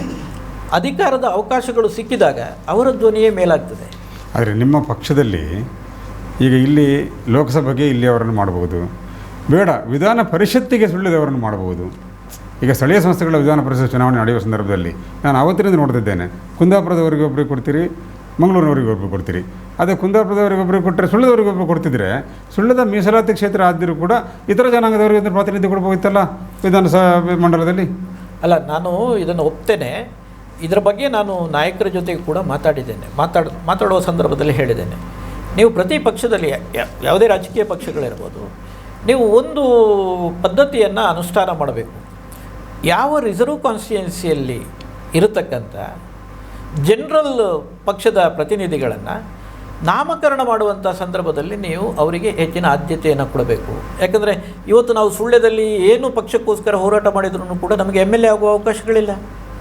ನಾವು ಎಮ್ ಎಲ್ ಎ ಆಗ್ತೇವೆ ಅಧಿಕಾರಕ್ಕಾಗಿ ಹೋರಾಟ ಮಾಡುವಂಥದ್ದಲ್ಲ, ಪಕ್ಷದ ಧ್ಯೇಯ ಮತ್ತು ನಿಷ್ಠೆಯ ಮೇಲೆ ನಾವು ಹೋರಾಟ ಮಾಡತಕ್ಕಂಥದ್ದು. ಆಗ ನೀವು ರಿಸರ್ವ್ ಕಾನ್ಸ್ಟಿಟ್ಯೂನ್ಸಿಯಲ್ಲಿ ಜನರಲ್ಲಿಗೆ ಅವಕಾಶ ಮಾಡಿಕೊಟ್ರೆ ಆಗ ಅಲ್ಲಿ ಪಕ್ಷವೂ ಬೆಳೆಯುತ್ತದೆ ಮತ್ತು ಅದೊಂದು ನ್ಯಾಯ, ಸಾಮಾಜಿಕ ನ್ಯಾಯವನ್ನು ನೀವು ಎತ್ತಿ ಹಿಡಿದಾಗೂ ಆಗ್ತದೆ ಅಂತ ಹೇಳೋದನ್ನು ನಾನು ಎಲ್ಲರ ಜೊತೆಯೂ ನಾನು ವಾದ ಮಾಡಿದ್ದೆ. ನಾನು ಒಂದು ಸರ್ತಿ ನೆನಪಿಸಬೇಕು, ನೆನಪು ಮಾತಾಡುವ ನೆನಪು ಅಂತ CA ಬ್ಯಾಂಕಲ್ಲಿ ಒಂದು ಕಾರ್ಯಕ್ರಮ ನಡೀತು. ನೀವು ಒಮ್ಮೆ ಕಾಂಗ್ರೆಸ್ ಬಿಟ್ಟು ಜನತಾ ದಳಕ್ಕೆ ಹೋಗಿದ್ರಿ.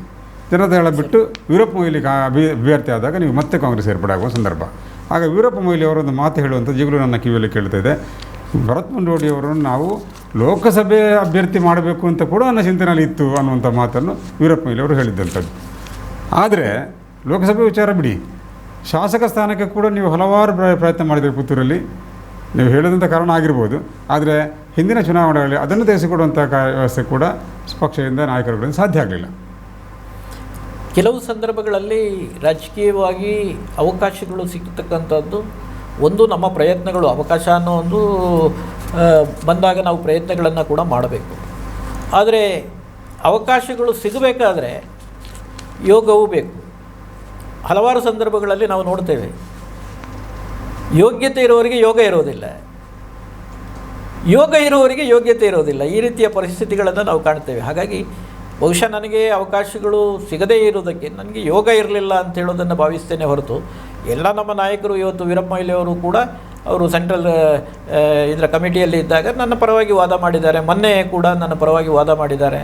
ಬಟ್ ಅದು ಫಲಿತಾಂಶವಾಗಿ ರೂಪುಗೊಳ್ಳಬೇಕಾದ್ರೆ ನನಗೂ ಆ ಯೋಗ ಬೇಕು. ಹಾಗಾಗಿ ನಾನು ಅದರ ಬಗ್ಗೆ ಚಿಂತೆ ಮಾಡೋದಿಲ್ಲ. ಲೀಡರ್ಗಳು ಪ್ರಯತ್ನಿಸಲಿಲ್ಲ ಅಂತಲ್ಲ, ಪ್ರಯತ್ನ ಫಲ ಕೊಡಲಿಲ್ಲ ಅಷ್ಟೇ. ಅಲ್ಲಿ ಏನಾದರೂ ಘಟನೆಗಳು ನಿಮ್ಮ ರಾಜಕೀಯ ಹಿನ್ನಡೆ ಕಾರಣ ಆಗಿರಬಹುದು ಅಂತ ಭಾವಿಸ್ತೀರಾ? ಘಟನೆಗಳು ಏನು ರಾಜಕೀಯ ಹಿನ್ನಡೆಗಿಲ್ಲ. ಯಾಕಂದರೆ ನಾವು ಈಗ ಇವತ್ತು ಕೂಡ ನಾನು ಎಲ್ಲ ನಮ್ಮ ನಾಯಕರ ಜೊತೆಯೂ ಕೂಡ ಅತ್ಯಂತ ಒಳ್ಳೆಯ ಸಂಬಂಧವನ್ನು ಇಟ್ಕೊಂಡಿದ್ದೇನೆ. ಇವತ್ತು DK ಶಿವಕುಮಾರ್ ಅವರು ಕೂಡ ನನ್ನ ಅತ್ಯಂತ ಆತ್ಮೀಯ ಒಂದು ವಲಯದಲ್ಲಿ, ಅಂದರೆ ಅವರ ಆತ್ಮೀಯ ವಲಯದಲ್ಲಿ ನಾನಿದ್ದೇನೆ. ಹಾಗೆ ಅಂತ ಅವರಿಗೂ ಅವರದೇ ಆದಂಥ ಒತ್ತಡ ಇರ್ತದೆ.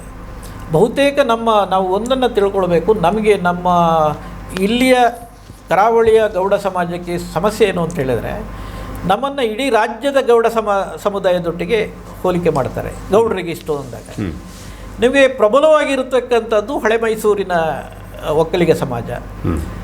ಹಾಸನ, ಹಳೆ ಮೈಸೂರು ಭಾಗದಲ್ಲಿ ಬಯಲುಸೀಮೆಯಲ್ಲಿರತಕ್ಕಂಥ ಒಕ್ಕಲಿಗ ಸಮಾಜ ಅತ್ಯಂತ ರಾಜಕೀಯವಾಗಿ, ಸಾಮಾಜಿಕವಾಗಿ, ಆರ್ಥಿಕವಾಗಿ ಮುಂದುವರೆದಂಥ ಒಂದು ಸಮಾಜ. ಸೊ ನೀವು ಒಕ್ಕಲಿಗರ ಕೋಟ ಅಂತ ಕನ್ಸಿಡರ್ ಆದಾಗ ನಾವು ಲೆಕ್ಕಕ್ಕೆ ಬರೋದಿಲ್ಲ ಅವರಿಗೆ, ಅಲ್ಲಿ ಅದು ಫಿಲ್ ಆಗ್ತದೆ. ಆಮೇಲೆ ನಾವು ಗೌಡರುಗಳಿಗೆ ಇಲ್ಲಿ ಕೊಡೆ ಅಂತ ಕೇಳಲಿಕ್ಕೆ ಹೋದಾಗ ಗೌಡರುಗಳಿಗೆ ಅಲ್ಲಿ ಕೊಟ್ಟಾಗಿದೆಯಲ್ಲ ಅಂತ ಹೇಳ್ತಾರೆ. ಇಲ್ಲಿಯವರು ಹೇಳ್ತಾರೆ ಗೌಡರುಗಳೇ ಅಲ್ಲಿ ಹೆಚ್ಚಿನ ಸ್ಥಾನಮಾನಗಳಲ್ಲಿರೋದು ಅಂತ ನಮ್ಮವರು ಇಲ್ಲಿ ಹೇಳುವಂಥದ್ದನ್ನು ಕೂಡ ಕೇಳಿದ್ದೇವೆ. ಇದು ಒಂದು ಕಾರಣ. ಆದರೆ ನಿಮ್ಮ ವಿರೋಧಿ ಪಕ್ಷ ಪುತ್ತೂರಲ್ಲಿ ಇಲ್ಲಿ ಸುಳ್ಳಿದವರಿಗೆ ಅವಕಾಶ ಕೊಟ್ಟಿತ್ತು. ಆಮೇಲೆ ಬೇರೆ ಬೇರೆ ಕಡೆಗಳಲ್ಲಿ MP ನಮ್ಮ ಶೋಭಾ ಕರಂದ್ಲಾಜೆಯವರಾಗೂ DV ಸದಾನಂದ ಗೌಡರಾಗಿರ್ಬೋದು, ಇವರಿಗೆಲ್ಲರಿಗೂ ಕೂಡ ಅವಕಾಶ ಕೊಡುವಂಥ ವ್ಯವಸ್ಥೆಯನ್ನು ಮಾಡಿತು ಇದೇ ಸಮಾಜದಿಂದ. ನಮ್ಮ ಸುಳ್ಳಿನದ ದಕ್ಷಿಣಕ್ಕೆ ನಮ್ಮ ಏನು 10 ಕುಟುಂಬ 18 ಗೋತ್ರ ಅಂತ ಹೇಳೋ ನಮ್ಮ ಒಕ್ಕಲಿಗ ಸಮಾಜ ಏನಿದೆ, ಈ ಸಮುದಾಯದಿಂದ ಅಲ್ಲಿ ಪ್ರಾತಿನಿಧ್ಯ ಕೊಟ್ಟಿತು. ಅಂಥ ಒಂದು ವಿಚಾರವಾಗಿ ಪ್ರಯತ್ನ ಮಾಡಿ ಮಾತಾಡುವ ಸಂದರ್ಭಗಳು ನಾನು ಅನೇಕ ನೋಡಿದ್ದೇನೆ. ಆದರೆ ಮೇಲಿನವರಿಗೆ ಅದು ಮುಟ್ಟಿಸೋಕ್ಕೆ ಸಾಧ್ಯ ಆಗಲಿಲ್ವ, ಅವರ ಮನವೊಲಿಸೋಕ್ಕೆ ಸಾಧ್ಯ ಆಗಲಿಲ್ವ, ಅಥವಾ ಕನ್ವಿನ್ಸ್ ಮಾಡಲಿಕ್ಕೆ ಸಾಧ್ಯ ಆಗಲಿಲ್ವ, ಅಥವಾ ನಿಮ್ಮ ಸಾಮರ್ಥ್ಯವನ್ನು ಪಕ್ಷದ ಬೆಂಬಲ ಅಲ್ಲದೆಯೂ ನಿಮ್ಮ ಸ್ವಂತ ಸಾಮರ್ಥ್ಯವನ್ನು ಸಾಬೀತು ಮಾಡಲಿಕ್ಕೆ ನಿಮಗೆ ಸಾಧ್ಯ ಆಗಲಿಲ್ವ? ನಿಮಗೆ ಏನಾಗ್ತದೆ ಅಂತ ಹೇಳಿದರೆ, ಈಗ ನೀವು ಹೇಳಿದ್ರಲ್ಲ BJPಯಲ್ಲಿ ಅವಕಾಶವನ್ನು ಕೊಟ್ಟಿದ್ದಾರೆ, ಅವರು ನಿರಂತರವಾಗಿ ಸೋಲ್ತಾ ಇದ್ದರು. ಹಿಂದೆ ಸೋಲ್ತಾ ಇರುವಾಗ ಹೇಗೆ ನಾವು ಇದನ್ನು ಗೆಲುವಿನ ಕಡೆ ಕೊಂಡು ಹೋಗ್ಬೋದು ಅಂತ ಯೋಚನೆ ಮಾಡಿದಾಗ ಅವರಿಗೆ ಈ ಜಾತಿ ಸಮೀಕರಣಗಳು ಅದು ಇದು ಎಲ್ಲವನ್ನು ಅವರು ಪರಿಗಣನೆಗೆ ಇಟ್ಟುಕೊಂಡು ಗೌಡ ಸಮುದಾಯವನ್ನು ದಕ್ಷಿಣ ಕನ್ನಡ ಜಿಲ್ಲೆಯಲ್ಲಿ ನಾವು ಅವರಿಗೆ ಆದ್ಯತೆಯನ್ನು ಕೊಟ್ಟರೆ ನಮ್ಮ ಪಕ್ಷಕ್ಕೆ, ಯಾಕಂದರೆ ಈಗ ನೀವು ನೋಡಿದಿರಿ ಸುಳ್ಯ ಮತ್ತು ಪುತ್ತೂರಿನಲ್ಲೇ ಬಿ ಜೆ ಪಿಗೆ ಹೈಯೆಸ್ಟು ಮತಗಳು ಬರೋದು. ಇಲ್ಲಿ ಗೌಡ ಸಮುದಾಯದ ಪ್ರಾತಿನಿಧ್ಯ ಹೆಚ್ಚಿದೆ, ಜನಸಂಖ್ಯೆ ಹೆಚ್ಚಿದೆ, ಅಲ್ಲೇ ಅವರಿಗೆ ಅವಕಾಶಗಳು ಬರೋದು. ಯಾಕಂದರೆ ಆಗ ಅವರು ಅದನ್ನು ಚಿಂತನೆ ಮಾಡಿದರು, ನಾವು ಬರಬೇಕಲ್ಲ ಅಧಿಕಾರಕ್ಕೆ. ನಮ್ಮಲ್ಲೇನಾಯಿತು, ಕಾಂಗ್ರೆಸ್ಸಲ್ಲಿ ಅಧಿಕಾರ ಬರ್ತಾ ಇತ್ತು. ಹಾಗಾಗಿ ಇದರಲ್ಲಿ ಈ ಒಂದು ಪರಿಣಾಮವನ್ನು ಯೋಚನೆ ಮಾಡಬೇಕು ಅಂಥೇಳಿ ಯೋಚಿಸಲಿಕ್ಕೆ ಯಾರು ಹೋಗಲಿಲ್ಲ. ಇನ್ನೂ 4 ಸಲ ಸೋತ ಮೇಲೆ ಈಗ ಅವ್ರ ಮಟ್ಟದಲ್ಲೇ ಒಂದು ಚಿಂತನೆಗಳು ನಡೀತಾ ಇದೆ. ಈಗ ಲೀಡರ್ಗಳು ಹೇಳ್ತಾರೆ ಸುಳ್ಯದಲ್ಲಿ ಅಥವಾ ಪುತ್ತೂರಿನಲ್ಲಿ ದಕ್ಷಿಣ ಕನ್ನಡದಲ್ಲಿ ಗೌಡ ಸಮುದಾಯಕ್ಕೆ ಆದ್ಯತೆ ಕೊಡಬೇಕು ಅಂತ. ಬಹುಶಃ ಅದೂ ಒಂದು ಕಾರಣ ಇರ್ಬೋದು ನನ್ನನ್ನು ಜಿಲ್ಲಾ ಪ್ರಾಧಿಕಾರದ ಅಧ್ಯಕ್ಷ ಮಾಡಲಿಕ್ಕೆ. ಆದರೆ 92 ಇಸ್ವಿಯಿಂದ ತೊಡಗಿ 33 ವರ್ಷ ಆಯಿತು ಇಲ್ಲಿ ದಕ್ಷಿಣ ಕನ್ನಡ ಜಿಲ್ಲೆಯಲ್ಲಿ MP ಚುನಾವಣೆಯಲ್ಲಿ ಕಾಂಗ್ರೆಸ್ ಸೋಲ್ತಾ ಇರುವಂಥದ್ದು. ಜನಾರ್ದನ ಪೂಜಾರಿಯವರು ಅವರ ನಂತರ ಮತ್ತು ಜನಾರ್ದನ ಪೂಜಾರಿ ಸತತವಾಗಿ ಬಂದರು. 4 ಸಾರಿ ಗೆದ್ದ ನಂತರ, ಆ ನಂತರ ಒಮ್ಮೆ ಸೋತ ನಂತರ 91ರಲ್ಲಿ ಒಮ್ಮೆ ನೀವು ಏನು ಕಳ್ಕೊಂಡ್ರಿ, ಆ ನಂತರ ಮತ್ತೆ ನೀವು ಅದನ್ನು ಹಿಡ್ಕೊಳ್ಳಿಕ್ಕೆ ಸಾಧ್ಯವೇ ಆಗಲಿಲ್ಲ. ಇಡೀ ಒಂದು ಘಟನೆ ಅಲ್ಲ, ಇಡೀ ಸುಳ್ಯದಿಂದ ತೊಡಗಿ ಮಂಗಳೂರಿನವರೆಗೆ ನಿಮ್ಮಲ್ಲಿ ಆ ರೀತಿಯ ಒಂದು ಪಕ್ಷವನ್ನು ಕಟ್ಟಿ ಬೆಳೆಸುವಂಥದ್ದು ಕಾಣ್ತಾ ಇಲ್ಲ. ಪಕ್ಷ ಅದರಷ್ಟಕ್ಕೆ ಸ್ಟ್ರಾಂಗ್ ಆಗಿರುವಾಗ ನೀವೆಲ್ಲ ನಾಯಕರಾಗಿ ಬಹಳ ಒಳ್ಳೆಯ ಕೆಲಸ ಮಾಡಿದ್ರಿ, ಸರಿ. ಪಕ್ಷ ವೀಕ್ ಆದಾಗ, ಇನ್ನೊಂದು ಪಕ್ಷ ಬಹಳ ಸ್ಟ್ರಾಂಗ್ ಆಗಿ ಬೆಳೆದಾಗ ಅದಕ್ಕೆ ಕೌಂಟರ್ ಮಾಡಿ ನಿಮ್ಮ ಪಕ್ಷ ನಿಮ್ಮ ನೆಲೆಯಲ್ಲಿ ಸ್ಟ್ರಾಂಗ್ ಆಗಿ ಕಟ್ಟಲಿಕ್ಕೆ ನೀವು ವಿಫಲರಾದ್ರ? ಹಾಗೇನಿಲ್ಲ. ಇಲ್ಲಿ ಬದಲಾವಣೆ ಆಗಿರತಕ್ಕಂಥದ್ದು ಭಾವನಾತ್ಮಕ ವಿಚಾರದ ಮೇಲೆ. ನೀವು ಹಿಂದೂ ಮುಸ್ಲಿಂ ಅನ್ನತಕ್ಕಂಥದ್ದನ್ನು ಮುನ್ನೆಲೆಗೆ ತಂದು ಇಲ್ಲಿ ಧರ್ಮಗಳ ಮಧ್ಯೆ ಒಂಥರ ವೈಷಮ್ಯವನ್ನು ತಂದು ಈ ಧಾರ್ಮಿಕ ನಂಬಿಕೆಯನ್ನು ಹೆಚ್ಚಿಸಿ ಜನರಲ್ಲಿ ಭಾವನಾತ್ಮಕ ವಿಚಾರದ ಮೇಲೆ ಇಲ್ಲಿ ಆ ಒಂದು ಪಕ್ಷವನ್ನು ಕಟ್ಟುವುದಕ್ಕೆ ಅವರು ಪ್ರಯತ್ನ ಪಟ್ಟರು. ನಮಗೇನಾಗಿತ್ತು ಕಾಂಗ್ರೆಸ್ನವರಿಗೆ, ನಾವು ಎಲ್ಲ ಧರ್ಮ, ಎಲ್ಲ ಜಾತಿ, ಎಲ್ಲ ವರ್ಗದವರನ್ನು ಸಮಾನವಾಗಿ ಕಾಣುವವರು. ನಾವು ಯಾವುದೇ ಒಂದು ಧರ್ಮದ ಬಗ್ಗೆ ಮಾತಾಡಲಿಕ್ಕಾಗೋದಿಲ್ಲ. ನಾವು ಮಾತಾಡಲಿಕ್ಕೆ ಹೋದರೆ ಅದು ನಮಗೆ ವಿರೋಧ ಆಗ್ತದೆ, ನಮ್ಮ ತತ್ವಕ್ಕೆ ವಿರೋಧ ಆಗ್ತದೆ, ನಮ್ಮ ಸಿದ್ಧಾಂತಕ್ಕೆ ವಿರೋಧ ಆಗ್ತದೆ. ಸೊ ತತ್ವ ಸಿದ್ಧಾಂತವನ್ನು ನಾವು ಒಪ್ಪಿದವರಾದ್ದರಿಂದ ಅದನ್ನು ನಮಗೆ ತಡೆ ಹಿಡಿಯಲಿಕ್ಕೆ ಸ್ವಲ್ಪ ಕಷ್ಟ ಆಯಿತು, ಅದನ್ನು ನಾವು ಒಪ್ತೇವೆ. ಹಾಗೆಂತ ಈಗ ನಾನು ಕೆಲವು ಕಡೆ ಹೇಳ್ತಾ ಇದ್ದೇನೆ, ನೀವು ಇಡೀ ದಕ್ಷಿಣ ಕನ್ನಡ ಜಿಲ್ಲೆಯಲ್ಲಿ ಗಮನಿಸಿದರೆ, ದಕ್ಷಿಣ ಕನ್ನಡ ಜಿಲ್ಲೆಯ ಎಲ್ಲ ವಿಧಾನಸಭಾ ಕ್ಷೇತ್ರಗಳನ್ನು ತಾವು ಗಮನಿಸಿದರೆ ಅತ್ಯಂತ ಕನಿಷ್ಠ ಮೈನಾರಿಟಿ ವೋಟ್ ಇರುವಂಥ ಕಾನ್ಸ್ಟಿಟ್ಯೂನ್ಸಿ ಅಂದರೆ ಸುಳ್ಯ. ಈ ಕಾನ್ಸ್ಟಿಟ್ಯೂನ್ಸಿಯಲ್ಲೂ ಕೂಡ ನಾವು 64-65 ಸಾವಿರ ವೋಟ್ಗಳನ್ನು ಇವತ್ತಿಗೂ ಕೂಡ ಕಾಂಗ್ರೆಸ್ ಪಡ್ಕೊಳ್ತಾ ಇದೆ. ಅದರ ಅರ್ಥ ಭಾವನಾತ್ಮಕವಾಗಿ ಅವರು ಎಷ್ಟು ಕೆರಳಿಸಿದ್ರೂ ಕೂಡ ಬಹುಸಂಖ್ಯಾತರು ಅತಿ ಹೆಚ್ಚು ಓಟನ್ನು ಈ ಸುಳ್ಯದಲ್ಲಿ ನಾವು ರಾಜಕೀಯ ನಾಯಕರುಗಳು ನಾವು ಹಿಡಿದಿಟ್ಟಿದ್ದೇವೆ. ಕಾಂಗ್ರೆಸ್ ಪ್ರಬಲ ರಾಜಕೀಯ ನಾಯಕರು ಇರೋದರಿಂದಲೇ ಗ್ರಾಮಾಂತರ ಪ್ರದೇಶದಲ್ಲೂ ಕೂಡ ಜನನಂಬಿಕೆಯನ್ನು ಇಟ್ಕೊಂಡಿರತಕ್ಕಂಥ ರಾಜಕಾರಣಿಗಳು ಕಾಂಗ್ರೆಸ್ನಲ್ಲಿರೋದ್ರಿಂದಲೇ ಅಷ್ಟು ಮಟ್ಟದ ಹಿಂದೂ ಮತಗಳನ್ನು ನಮಗೆ ಹಿಡಿದಿಡಲಿಕ್ಕಾಯಿತು. ನೀವು ಯೋಚನೆ ಮಾಡಿ, ಪುತ್ತೂರಲ್ಲಿ ಹೈಯೆಸ್ಟ್ ವೋಟರ್ಸು ಮುಸ್ಲಿಮ್ಸ್, ನೆಕ್ಸ್ಟ್ ಒಕ್ಕಲಿಗರು ಅಂತ ಹೇಳ್ತಾರೆ, ಗೌಡರು ಆಗಿರೋದು ಅಂತ, ಹೈಯೆಸ್ಟ್ ವೋಟರ್ಸ್ ಮುಸ್ಲಿಮು ಅಂತ ಹೇಳ್ತಾರೆ ಲೆಕ್ಕಾಚಾರದಲ್ಲಿ. ಅಲ್ಲಿಯೂ ನಿಮಗೆ ಮೊನ್ನೆ ಇಲೆಕ್ಷನಲ್ಲಿ ಕಾಂಗ್ರೆಸ್ಸಿಗೆ ಸಿಕ್ಕಿರತಕ್ಕಂಥದ್ದು 64,000 ಚಿಲ್ಲರೆ ವೋಟು. ಸೊ ಇದನ್ನು ಸಂಪೂರ್ಣವಾಗಿ ನಾನು ದಕ್ಷಿಣ ಕನ್ನಡ ಜಿಲ್ಲೆಯ ಪಾರ್ಲಿಮೆಂಟ್ ಕ್ಷೇತ್ರಗಳಲ್ಲಿ ಇದನ್ನು ಒಂದು ರೀತಿ ಸ್ಟ್ಯಾಟಿಸ್ಟಿಕ್ಸನ್ನು ನಾವು ಹೇಳಲೇಬೇಕಾಗ್ತದೆ. ನಾವು ಅದನ್ನು ಹೇಳದೇನೆ ಸುಳ್ಯದಲ್ಲಿ ಕಾಂಗ್ರೆಸ್ ಯಾವಾಗಲೂ ಸೋಲ್ತದೆ ಅಂತ ಹೇಳೋದಲ್ಲ. ಬಹುಶಃ ಸುಳ್ಯದಲ್ಲಿ ಅತ್ಯಂತ ಹೆಚ್ಚು ಇಂಥ ಭಾವನಾತ್ಮಕ RSSನ ಭದ್ರಕೋಟೆಯ ಮಧ್ಯೆಯೂ ಕೂಡ ಅತ್ಯಂತ ಹೆಚ್ಚು ಹಿಂದೂ ಮತಗಳನ್ನು ಪಡೆದಿರತಕ್ಕಂಥ ಕಾನ್ಸ್ಟಿಟ್ಯೂನ್ಸಿ ಯಾವುದಾದ್ರೆ ಅದು ಸುಳ್ಯ. ಸುಳ್ಯದಲ್ಲಿ ನಿಮ್ಮ ಪಕ್ಷದ ಚೇತರಿಕೆಗೆ ಏನು ಕೆಲಸ ಮಾಡ್ತಿದ್ದೀರಿ? ಈಗ ನೋಡಿ, ಸಂಘಟನೆ ಬಹಳ ವೀಕ್ ಆಗಿದೆ ಅನ್ನುವಂಥ ಮಾತು ಎಲ್ಲ ಕಡೆ ಕೇಳಿ ಬರ್ತಾ ಇದೆ. ನಿಮಗೆ ಕೆಲವು ಸಲ ಅದು ಸಹಜ ಮತ್ತು ಸ್ವಾಭಾವಿಕ. ಪದೇ ಪದೇ ಸೋಲು ಕಂಡಾಗ ಆಸಕ್ತಿಗಳು ಕೂಡ ಕುಂತದೆ. ಯಾಕಂದರೆ ಇದು ನಿಮಗೆ ರಾಜಕೀಯ ಅನ್ನತಕ್ಕಂಥದ್ದು ಇದು ಸಂಬಳದಾಗೆ ಸರ್ಕಾರಿ ನೌಕರಿ ಅಲ್ಲ. ಇದು ವಾಲಂಟಿಯರ್ ಆಗಿ ಒಂದು ತತ್ವ, ಒಂದು ಸಿದ್ಧಾಂತವನ್ನು ಇಟ್ಕೊಂಡು ಹೋರಾಟ ಮಾಡತಕ್ಕಂಥದ್ದು. ಬಹುಶಃ ಇದನ್ನು ಹೋರಾಟ ಮಾಡುವಾಗ ಸಹಜವಾಗಿ ನಿರಂತರ ಸೋಲುಗಳು ಬಂದಾಗ ಒಂದಿಷ್ಟು ಉತ್ಸಾಹಗಳು ಕುಂದುವುದು ಸಹಜ.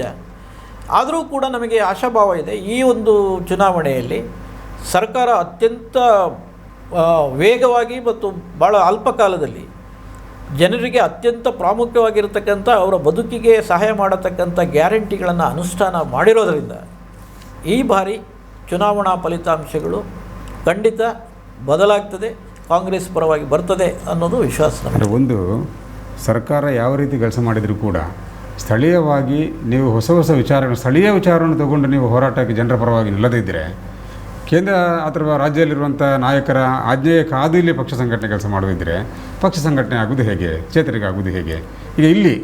ಈಗ ಇಲ್ಲಿ ಲೋಕಲ್ ಆಗಿ ಹಲವಾರು ವಿಚಾರಗಳು ಸಂದರ್ಭ ಇರ್ತದೆ. ಅದನ್ನು ಸ್ವಯಂವಾಗಿ ನೀವೇ ತಗೊಂಡು ಹೋರಾಟಕ್ಕೆ ಇಳಿಯುವಂಥದ್ದು ಮಾಡಿದರೆ ನಿಮ್ಮ ಪಕ್ಷ ಸಂಘಟನೆ ಆಗಿ ಜನರಿಗೆ ಒಳ್ಳೆಯದಾಗಲಿಕ್ಕಿಲ್ವ? ಈಗ ನಾವೀಗ ಪತ್ರಿಕೆಯ ವತಿಯಿಂದ ಕೂಡ ಸುದ್ದಿ ಸಮೂಹ ಸಂಸ್ಥೆಯ ವತಿಯಿಂದ ಡಾಕ್ಟರ್ ಯು ಪಿ ಶಿವಾನಂದರ ನೇತೃತ್ವದಲ್ಲಿ ನಾವು ಭ್ರಷ್ಟಾಚಾರ ವಿರುದ್ಧದ ಒಂದು ಅಭಿಯಾನವನ್ನು, ಜನಜಾಗೃತಿ ಅಭಿಯಾನವನ್ನು ನಾವು ಮಾಡ್ತಾಯಿದ್ದೀವಿ, ನಿರಂತರ ಮಾಡ್ತಿದ್ದೇವೆ. ಈಗ ಇಲ್ಲಿ ಆ ರೀತಿಯ ನಾವು ಕರೆ ಕೊಟ್ಟೆವು ಕೂಡ, ಯಾರು ರಾಜಕೀಯ ಪಕ್ಷಗಳಿಗೆ ಮತ್ತು ಜನಪ್ರತಿನಿಧಿಗಳಿಗೆ ಒಂದು ಕರೆ ಕೊಟ್ಟೆವು. ಯಾರು ಲಂಚ ಪಡಿತಾರೋ, ಯಾರು ಕೊಟ್ಟರು ಕೂಡ ಕೊಟ್ಟ ನಂತರ ನಮ್ಮಲ್ಲಿ ಹೇಳಿ, ಕೊಡಬೇಡಿ ಅಂತ ಹೇಳೋದಲ್ಲ. ಯಾಕಂದರೆ ಅನಿವಾರ್ಯವಾಗಿ ಕೊಡುವಂಥದ್ದು ಅದು ದುಡ್ಡು ಜಾಸ್ತಿಯಾಗಿ ಕೊಡುವಂಥಲ್ಲ. ಅನಿವಾರ್ಯವಾಗಿ ಕೊಟ್ಟು ನಿಮ್ಮ ಕೆಲಸ ಮಾಡಿಸಿಕೊಂಡ್ರೆ, ನಿಮ್ಮಲ್ಲಿ ಯಾರು ಬಂದು ನಮ್ಮಲ್ಲಿ ಇಂಥವ್ರ ದುಡ್ಡು ಕೊಟ್ಟಿದ್ದಾರೆ ಅಂತ ಹೇಳಿದರೆ ನಾವು ಅದು ವಾಪಸ್ ತೆಗೆಸಿಕೊಡ್ತೇವೆ ಅನ್ನೋದು ಘೋಷಣೆ ಮಾಡಿ. ಯಾರು ನಿಮ್ಮಲ್ಲಿ ಬಹುತೇಕರು ಕೊಡಿದ್ರು, ಕೆಲವೇ ಜನ ನಿಮ್ಮಲ್ಲಿ ಬಂದು ಹೇಳಿದವರ ಪರವಾಗಿ ನೀವು ಅವ್ರನ್ನ ಲಂಚ ವಾಪಸ್ ತೆಗೆಸಿಕೊಡ್ಲಿಕ್ಕೆ ಪ್ರಯತ್ನ ಮಾಡಿದರೆ ಅದು ಕೂಡ ನಿಮ್ಮ ಬಗ್ಗೆ ಒಳ್ಳೆಯ ಭಾವನೆ ಮೂಡಿಸಬೇಕಿಲ್ವಾ? ಎಲ್ಲ ಜನಪ್ರತಿನಿಧಿಗಳಿಗೆ ನಾವು ಹೇಳಿರುವಂಥದ್ದು. ತಾವು ಹೇಳೋದು ಸರಿ. ಈ ಒಂದು ಘೋಷಣೆಯು, ಆ ಪರಿವರ್ತನೆಯು ಆಗಬೇಕು ಅಂತ ಹೇಳೋದು ಭಾಳ ಪ್ರಾಮುಖ್ಯವೂ ಕೂಡ. ಕಳೆದ ಬಾರಿ ನಿಮ್ಮ ಈಗ BJP ಸರ್ಕಾರದ ವಿರುದ್ಧ ನಿಮ್ಮ ಬತ್ತಳಿಕೆಯಲ್ಲಿ ಬದ್ದಂಥ ದೊಡ್ಡ ಅಸ್ತ್ರವೇ ಭ್ರಷ್ಟಾಚಾರ ವಿರುದ್ಧ ವಿಚಾರ. ಹೌದು, ಇದು ನಿಮಗೆ ನೀವು ಹೇಳ್ತೀರಿ, ನಾವು ಸಹ ಇದನ್ನು, ಯಾಕಂದರೆ ನಾನು ನನ್ನ ಸಾಮಾಜಿಕ ಜೀವನ, ರಾಜಕೀಯ ಜೀವನ 43 ವರ್ಷಕ್ಕೆ ಕಾಲಿಟ್ಟಿದ್ದೆ. ಈಗ 80ನೇ ಇಸ್ವಿಯಲ್ಲಿ ನಾನು ಕಾಲೇಜ್ ಬಿಟ್ಟ ನಂತರ ನಾನು ಸಾಮಾಜಿಕ ಕ್ಷೇತ್ರದಲ್ಲಿ ಯುವಕ ಮಂಡಲಗಳಿಂದ ಪ್ರಾರಂಭ ಮಾಡಿ ನಾನು ಈ ಒಂದು ಕಾರ್ಯದಲ್ಲಿದ್ದೆ. ನನಗೆ ಆಗ ನಾನು ಈ ರಾಜಕೀಯ ಕ್ಷೇತ್ರಕ್ಕೆ ಬರಲಿಕ್ಕೂ ಕೂಡ ಕಾರಣ ಏನು ಅಂತ ಹೇಳಿದರೆ, ಜನರಿಗೆ ಸಹಾಯ ಮಾಡುವುದಕ್ಕೆ ಒಂದು ವೇದಿಕೆ ಬೇಕು. ಆ ವೇದಿಕೆಯ ಮೇಲೇ ನಾವು ರಾಜಕೀಯವನ್ನು ನಾನು ಪರಿಗಣಿಸಿಕೊಂಡು ನಾವು ಮಾಡಿದ್ದೆ. ಬಹುಶಃ ಇವತ್ತು ಕೂಡ ನೋಡಿ, ಕಳೆದ ಬಾರಿ BJPಯ ಸರ್ಕಾರ ಇದ್ದಾಗಲೂ ನೋಡಿ, ತಾಲೂಕು ಕಚೇರಿಯಲ್ಲಾಗಲಿ ಪೊಲೀಸ್ ಸ್ಟೇಷನಲ್ಲಿ ಆಗಲಿ ಜನರಿಗೆ ಸಮಸ್ಯೆ ಆದಾಗ, ಅವರು ದೂರು ಕೊಟ್ಟಾಗ ಅದಕ್ಕೆ ಸ್ಪಂದನೆಯನ್ನು ಮಾಡಿ ಅವ್ರ ಜೊತೆಗೆ ಹೋಗಿ ಅವರಿಗೆ ಸಹಾಯ ಮಾಡತಕ್ಕಂಥವರು ಇವತ್ತಿಗೂ ಕೂಡ ಕಾಂಗ್ರೆಸ್ನ ನಾಯಕರೇ. ವ್ಯಕ್ತಿಗತವಾಗಿ ಯಾರಿಗೆ ಸಮಸ್ಯೆ ಬಂತು ಅಂದಾಗಲೂ ನಾವು ಅದನ್ನು ಮಾಡ್ತೇವೆ. ನೀವು ಭ್ರಷ್ಟಾಚಾರದ ವಿಷಯದಲ್ಲಿ ಬಂದಾಗ ಏನಾಗುತ್ತೆ, ಬಹುತೇಕ ಜನ ಇದನ್ನು ಹೇಳೋದಿಲ್ಲ ನಮ್ಮ ಹತ್ರ. ನೀವು ದುಡ್ಡು ಕೊಟ್ಟವನ ಹತ್ರ ಒಂದೊಂದು ಸಲ ದುಡ್ಡು ಕೊಟ್ಟು ಮಾಡಿದ್ದಾರೆ ಅಂತ ಗೊತ್ತಾಗಿ ನಾವು ಕೇಳಿದ್ರೂ ಕೂಡ ನೀವು ಇದನ್ನು ನೇರವಾಗಿ ಎದುರು ಹೇಳಲಿಕ್ಕೆ ತಯಾರಿದ್ದೀರಾ? ನೀವು ಎದುರು ಹೇಳಿದರೆ ನಾನೇ ಬರ್ತೀನಿ, ನಾನೇ ನಿಂತು ಮಾತಾಡ್ತೇನೆ ಅಂತ ಹೇಳಿದರೆ, ಇಲ್ಲ ಅಣ್ಣ, ನಮ್ಮ ವ್ಯವಹಾರಗಳಿಗೆ ತೊಂದರೆ ಆಗ್ತದೆ, ದಯವಿಟ್ಟು ನಾವು ಅದನ್ನು ಹೇಳಲಿಕ್ಕೆ ಬರೋದಿಲ್ಲ ಅಂತ. ಯಾರು ಹೇಳಲಿಕ್ಕೆ ಸಿದ್ಧರಿದ್ದಾರೋ ಅವರ ಪರವಾಗಿ ಹೋಗ್ಬೋದಲ್ಲ. ಅವ್ರ ಪರವಾಗಿ ಅವರು ಈಗ ದುಡ್ಡು ಕೊಡಲಿಕ್ಕೆ ಸಾಧ್ಯ ಇಲ್ಲದವರೇ ನಮ್ಮ ಹತ್ರ ಸಹಾಯಕ್ಕೆ ಬರೋದು. ನೀವು ಸಹಾಯಕ್ಕೆ ಬಂದಾಗ ಅವರನ್ನು ಕರ್ಕೊಂಡು ಹೋಗಿ ಅವರಿಗೆ ಕೆಲಸ ಮಾಡಿ ಕೊಡುವುದೇ ಒಂದು ನಾವು ಭ್ರಷ್ಟಾಚಾರವನ್ನು ತಡೆದ ಹಾಗೇನೆ ನಾವು ಅದನ್ನು ಮಾಡ್ತಾ ಇದ್ದೇವೆ. ಇದನ್ನು ಹೋರಾಟ ರೂಪದಲ್ಲಿ ಮಾಡಬೇಕು ಅಂತ ಹೇಳಿದರೆ ಬಹುಶಃ ಇದಕ್ಕೆ ಇಡೀ ಜನ ಸಮುದಾಯವೇ ಎದುರಾಗಬೇಕು. ಎಲ್ಲಿ ನಮಗೆ ಸಮಸ್ಯೆ ಆಗ್ತದೆ ಅವರು ಆ ಸಮಸ್ಯೆಗೆ ಹೋರಾಟವೇ ಗತಿ ಅಂತ ಹೇಳಿ ಅವರು ಎದುರು ಬರಬೇಕು. ನಾನು ನಿಮಗೆ ಹೇಳಬೇಕು ಅಂತಿಲ್ಲ. ನೀವು ಹಿಂದೆ ಈ ದೇವಸ್ಥಾನಗಳಿಗೆ ಪ್ರವೇಶ ನಿರಾಕರಣೆ ಇದ್ದ ಸಂದರ್ಭದಲ್ಲಿ ಕೆಲವು ವರ್ಗಕ್ಕೆ, ಆಗ ನೀವು ಕಾನೂನಿನ ಬಲ ಹಿಡ್ಕೊಂಡು ನೀವು ದಲಿತರನ್ನು ದೇವಸ್ಥಾನಗಳಿಗೆ ಹೋಗಿಸಿ ಕರ್ಕೊಂಡು ಬಂದಂಥವ್ರು. ಹಾಗೆ ನಿಮಗಿದೆ ಅಂದರೆ ನೀವು ಸ್ವತಃ ಇಳಿದು ಹೋಗುವಂಥ ವ್ಯವಸ್ಥೆ ಮೊದಲು ಮಾಡಿದಿರಿ ನೀವು. ಈಗ ನೀವು ಮಾಡ್ತಾ ಇಲ್ಲ ಅನ್ನುವಂಥ ಆಕ್ಷೇಪ ನಮ್ಮಲ್ಲಿದೆ, ಅದು ಬೇರೆ ಪ್ರಶ್ನೆ. ಸಿಂಗಲ್ ನಂಬರ್ ಲಾಟ್ರಿಯ ವಿಚಾರ ಆಯಿತು. ಈ ಇದರಲ್ಲಿ ಆ ಮೆಷಿನಲ್ಲಿ ದುಡ್ಡು ಹಾಕಿ ಲಾಟ್ರಿ ಆಡುವಂಥದ್ದು ವಿಷಯ ಆಯಿತು. ಆಗ ಜನರು ಯಾರು ಪ್ರತಿಭಟನೆ ಮಾಡಿದ್ದು? ಕೆಲವು ಯುವಕರು, ಕೆಲವು ಸಂಘಟನೆ ಹೆಸರಲ್ಲಿ ಅವರು ಬಂದು ಕೇಸಿಗೆ ಹೆದರದೆ ಅವರು ಹೋಗಿ ಆ ಮೆಷಿನ್ಗಳನ್ನು ರೋಡಿಗೆ ಎಳೆದು ಹಾಕಿ ಪ್ರತಿಭಟನೆ ಮಾಡಿ ದಕ್ಷಿಣ ಜಿಲ್ಲೆಯಾದ್ಯಂತ. ಸುಳ್ಳದಲ್ಲಿ ಕೂಡ ನಡೆದಿತ್ತು, ಪುತ್ತೂರು ನಡೆದಿತ್ತು, ಬೀಸರೋಡ್ ನಡೆದಿತ್ತು, ಮಂಗಳೂರು ನಡೆದಿತ್ತು. ಕೊನೆಗೆ ಇದು ಜನರ ಆಕ್ರೋಶ ಅಂತ ತಿಳಿದು ಸರ್ಕಾರದಲ್ಲಿ ಬ್ಯಾನ್ ಮಾಡಿತು. ಅಂಥ ಹೋರಾಟಕ್ಕೆ ಈಗ ರಾಜಕೀಯ ಪಕ್ಷಗಳು ಮನಸ್ಸು ಮಾಡ್ತಾ ಇಲ್ಲ. ಯಾಕೆ? ನಿಮಗೆ ಈಗ ನನ್ನ ವೈಯಕ್ತಿಕವಾಗಿ ಹೇಳೋದಿದ್ರೆ, ಈಗ ಒಂದು ಪ್ರಶ್ನೆ ಕೇಳಿದಿರಿ, ಮಾತಾಡುವಾಗ ಹೇಳಿದ್ರಿ, ಆ ಕಾಲದಲ್ಲಿ ನಾವು ದಲಿತರನ್ನು ಕರ್ಕೊಂಡೋಗಿ ದೇವಸ್ಥಾನದೊಳಗೆ ಪ್ರವೇಶ ಮಾಡಿಸಿದ್ವಿ. ಆಮೇಲೆ ನೀವು ಈಗ ಇನ್ನೊಂದು ಹೇಳಿದ್ರಿ, ಯಾವುದು ಈ ಮಡ್ಕವನ್ನು ನಿಲ್ಲಿಸೋದು. ಬಹುಶಃ ನಾನು ಆ ಕಾಲದಲ್ಲಿ ನಮ್ಮ ಕಂದ್ರಪಾಡಿ ಜಾತ್ರೆಗೆ ಅಬೂಬಕರೆ ಅಂತ ಹೇಳೋ ಒಬ್ಬ ಈ ಮಡ್ಕ ತರೋನಿದ್ದ, ಆನೆ ಒಂಟೆ ತಿರುಗಿಸೋದು ಇದನ್ನೆಲ್ಲ, ಅದನ್ನು ಅಲ್ಲಿ ಆಡಳಿತ ಮಾಡೋಳ ವಿರುದ್ಧವಾಗಿ ನಿಂತು ನಾನು ಅವರನ್ನು ರಾತಾರಾತ್ರಿ ಪ್ಯಾಕ್ ಮಾಡಿ ಕಳಿಸಿದವನು. ಆ ರೀತಿಯ ಹೋರಾಟಗಳನ್ನು ನಾವು ಮಾಡಿದ್ದೇವೆ. ಈಗ ನೀವು ಮಾಡೋದಿಲ್ಲ ಅಂತ ಹೇಳುವಂಥ ಒಂದು ಮಾತು ಬಂತು, ಆಕ್ಷೇಪ ಬಂತು. ಬಹುಶಃ ತಾವು ಕೂಡ ಯೋಚನೆ ಮಾಡಬೇಕು. ವಯಸ್ಸು ಈಗ ನನ್ನದು 67. ಯಾವಾಗ ನನ್ನನ್ನು ಜನ ಏನು ನಿರೀಕ್ಷೆ ಮಾಡ್ತಾರೆ? ನಾನು ಅತ್ಯಂತ ನೇರ ಮತ್ತು ಭಾಳ ನಿಷ್ಠವಾದಿಯಾಗಿರೋದ್ರಿಂದ ಜನ ನನ್ನನ್ನು ಆ ಕಾಲದಿಂದ ನೋಡಿದವರು ಏನು ನಿರೀಕ್ಷೆ ಮಾಡ್ತಾರೆ ಅಂತ ಹೇಳಿದರೆ, 25ರಿಂದ 35 ವರ್ಷದೊಳಗಿದ್ದ ಭರತಣ್ಣನೇ ಇವತ್ತು ಭರತಣ್ಣ ಹಾಗಿರಬೇಕು ಅಂತ ಬಯಸ್ತಾರೆ. ಆ ದೃಷ್ಟಿಕೋನದಲ್ಲಿ ನೋಡಿದಾಗ ನನ್ನ ಹೋರಾಟ ಕಡಿಮೆ ಆಗಿದೆ ಅಂತ ಕಾಣ್ತದೆ. ಆದರೆ ವಯೋಸಹಜವಾಗಿ ಮನುಷ್ಯ ತನ್ನ ಹೋರಾಟದ ದಿಕ್ಕುಗಳನ್ನು ಸ್ವಲ್ಪ ಕಡಿಮೆ ಮಾಡಿಯೇ ಮಾಡ್ತಾನೆ. ಯಾಕಂದರೆ ಆಗ ನಮಗೆ ಮನೆ ಇರಲಿಲ್ಲ, ಮಠ ಇರಲಿಲ್ಲ, ಏನೂ ಇರಲಿಲ್ಲ. ತಂದೆ ತಾಯಿ ಮನೆಯಲ್ಲಿದ್ದರೂ ಸಂಸಾರದ ಜವಾಬ್ದಾರಿ ಇರಲಿಲ್ಲ, ಏನಿಲ್ಲ. ಆಗ ನಾವು ಹೋದದ್ದೇ ಹೋರಾಟ, ಎಲ್ಲಿ ಯಾವ ಹೋರಾಟಕ್ಕೆ ಹೋಗಲಿಕ್ಕೂ ಸಾಧ್ಯ ಇದೆ. ಈಗ ಹಾಗಲ್ಲ.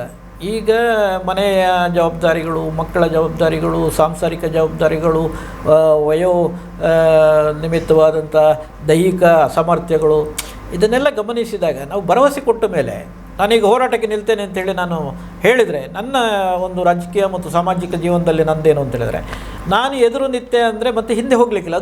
ಅದು ಪರಿಪೂರ್ಣ ಆಗುವಲ್ಲಿವರೆಗೆ ನಿಲ್ಲೋದೆ.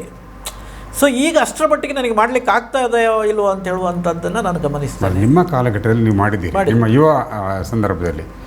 ಈಗ ಅಂದರೆ ಯುವಕರು ನಿಮ್ಮ ಜೊತೆಗಿದ್ದಾರೆ. ಆ ಯುವಕರಿಗೆ ಈ ರೀತಿಯ ಈಗ ಒಂದು ಆಕ್ಷೇಪ ಇರುವಂಥದ್ದು, ಕಾಂಗ್ರೆಸ್ ಪಕ್ಷದಲ್ಲಿ ಯುವಕರು ಕಡಿಮೆ ಅನ್ನುವಂಥ ಮಾತು ಬರ್ತಿರೋದು. ಯಾಕೆ ಅಂತ ಹೇಳಿದರೆ, ಯುವಕರಿಗೆ ಬೇಕಾದ ಕಾರ್ಯಕ್ರಮಗಳಿಲ್ಲ ಅಲ್ಲಿ ಅನ್ನುವಂಥ ಒಂದು ಮಾತಿದೆ. ಯುವಕರಿಗೆ ಬೇಕಾದ ಈ ರೀತಿಯ ಒಂದು ಒಳ್ಳೆಯ ಚಿಂತನೆಯ ಆದರ್ಶದ ಹೋರಾಟಗಳನ್ನು ರೂಪಿಸುವಂಥ ಕೆಲಸ ನೀವು ಮಾಡಿದರೆ ಆಗ ಸಮಾಜಕ್ಕೆ ಒಳ್ಳೆಯದಾಗಲಿಕ್ಕಿಲ್ವಾ? ಯುವ ಸಂಘಟನೆ ನಿಮ್ಮ ಜೊತೆಗೆ ಇರಲಿಕ್ಕಿಲ್ವಾ? ಆಗುತ್ತೆ. ಇಲ್ಲಿ ಪ್ರಶ್ನೆ ಏನು ಅಂತ ಹೇಳಿದರೆ, ಯುವಕರನ್ನು ನೀವು ಒಟ್ಟುಗೂಡಿಸಿದ ಮೇಲೆ ಒಂದು ಹೋರಾಟದ ದಾರಿಯಲ್ಲಿ ಇದ್ದಾಗ ಅವರು ನಂಬುವುದೇನು ಅಂತ ಹೇಳಿದರೆ, ಭರತಣ್ಣ ಎದುರಿದ್ದರೆ ನಾವು ನಿಲ್ಲಬಹುದು ಅಂತ. ಭರತಣ್ಣನಿಗೆ ಎಷ್ಟು ಕಾಲದವರೆಗೆ, ಎಷ್ಟು ರೀತಿಯವರೆಗೆ ಎದುರು ನಿಲ್ಲಕ್ಕಾಗ್ತದೆ ಅಂತ ಹೇಳುವ ಪ್ರಶ್ನೆ ಉದ್ಭವ ಆದಾಗ, ಇಲ್ಲದಿದ್ದರೆ ಮೊದಲು ನನ್ನ ಸಂಘಟನೆಯನ್ನು ತಾವು ಗಮನಿಸಿದ್ದೀರಿ. ಬಹುಶಃ ನಾನು ಇಳಿದು ಹೋಗಬೇಕು ಅಂತ ಹೇಳಿದರೆ ಒಂದು 50 ಜನ ಹುಡುಗರು ನಮ್ಮ ಜೊತೆ ಇರುವಂಥದ್ದೇ. ಒಂದು ಭಾಳ ಖ್ಯಾತಿ ಇತ್ತು ಗುತ್ತಿಗಾರನ ಜನರ ಬಗ್ಗೆ. ಖ್ಯಾತಿಯೂ ಇತ್ತು, ಅಪಖ್ಯಾತಿಯೂ ಇತ್ತು, ಎರಡೂ ಇತ್ತು.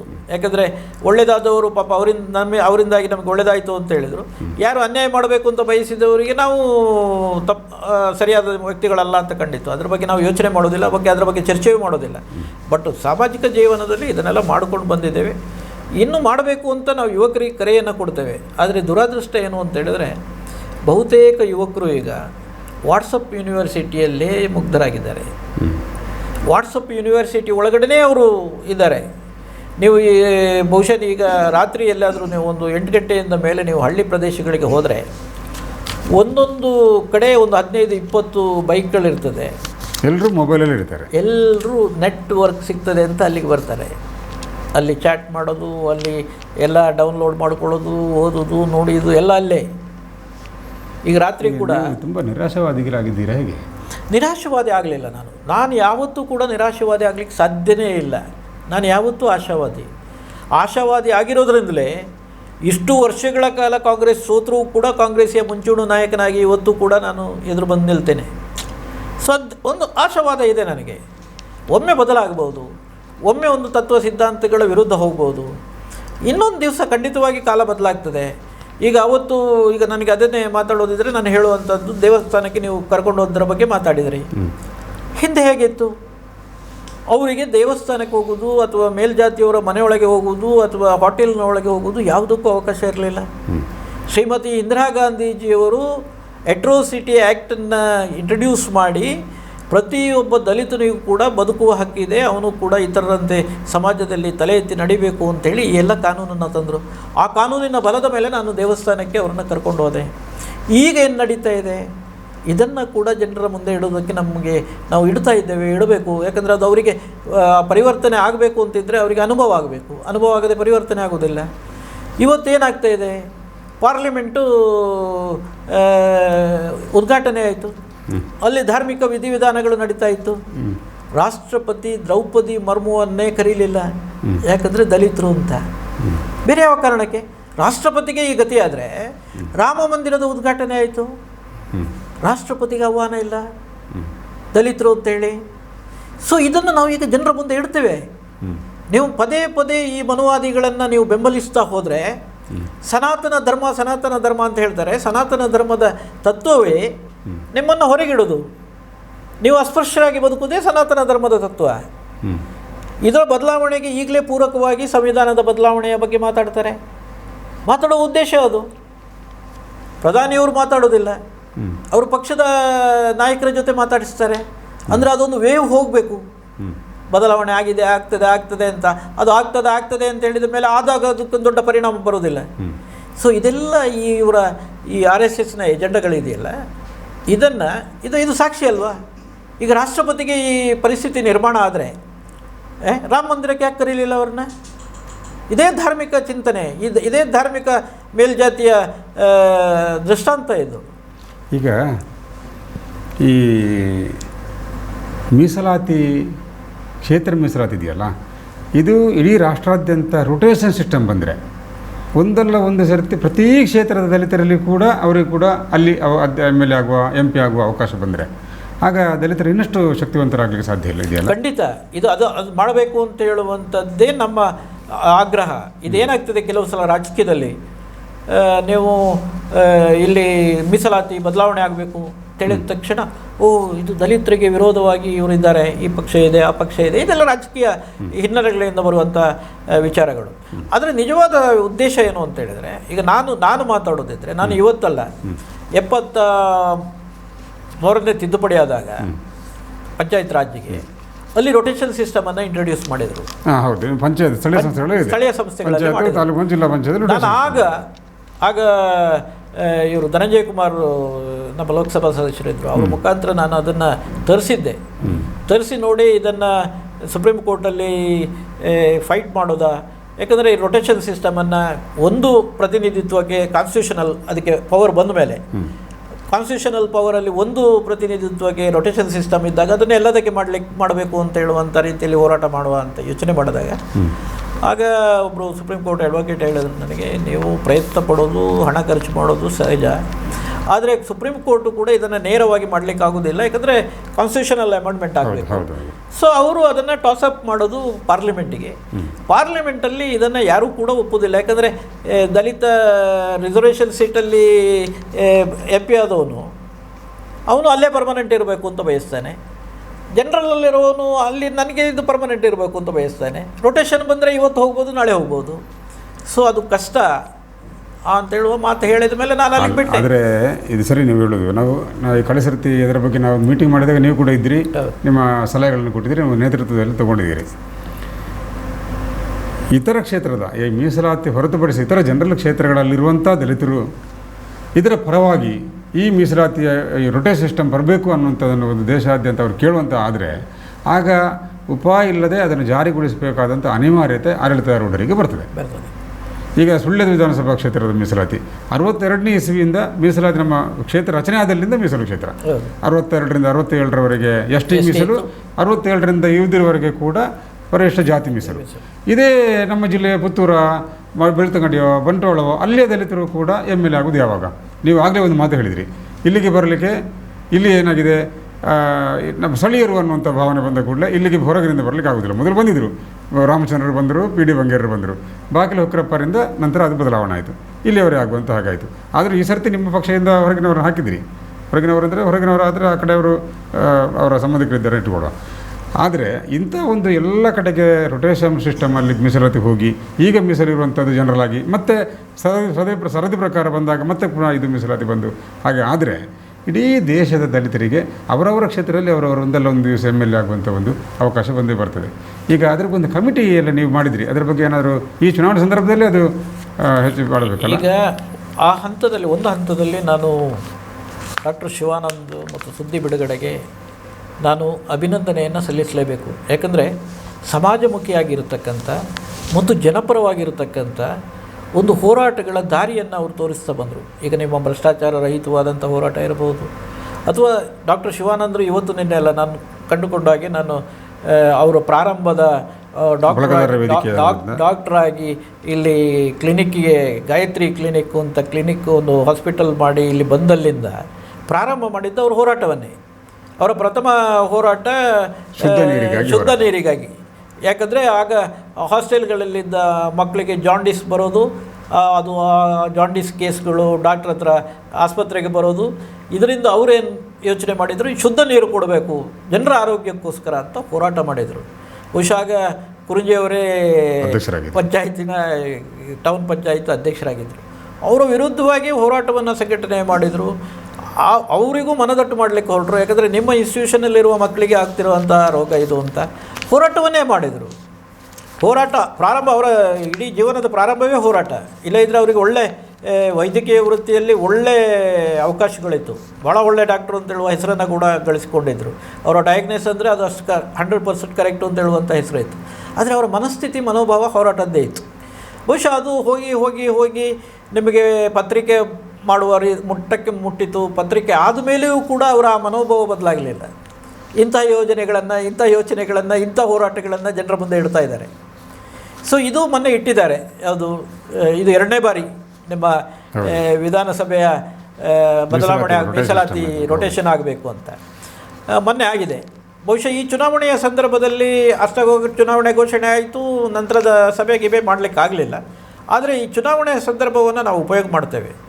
ನಾವೀಗ ಒಂದು ಏನು ಸಮಿತಿ ಮಾಡಿದ್ದಾರೆ, ಆ ಸಮಿತಿಯ ಮುಖ್ಯಸ್ಥರನ್ನು ಮಾತನಾಡಿ 2 ಲೋಕಸಭಾ ಯಾರು 2 ಅಥವಾ 3 ಜನ 4 ಜನ ಎಷ್ಟು ಜನ ಕಂಟೆಸ್ಟ್ ಮಾಡ್ತಾರೆ ಲೋಕಸಭೆಗೆ ಅಭ್ಯರ್ಥಿಗಳನ್ನು ಕರೆಸಿ ನಮ್ಮ ವೇದಿಕೆಯಲ್ಲಿ ಅವರ ಹತ್ರ ಒಂದು ಇದರ ಬಗ್ಗೆ ಪ್ರಶ್ನೆ ಕೇಳುವಂಥದ್ದು, ಅವರ ಭರವಸೆ ಏನು ಅಂತ ಹೇಳೋದನ್ನು ಸಮಾಜಕ್ಕೆ ತೋರ್ಪಡಿಸ್ತಕ್ಕಂಥದ್ದು, ಅದನ್ನು ನಾವು ಮಾಡ್ತೇವೆ.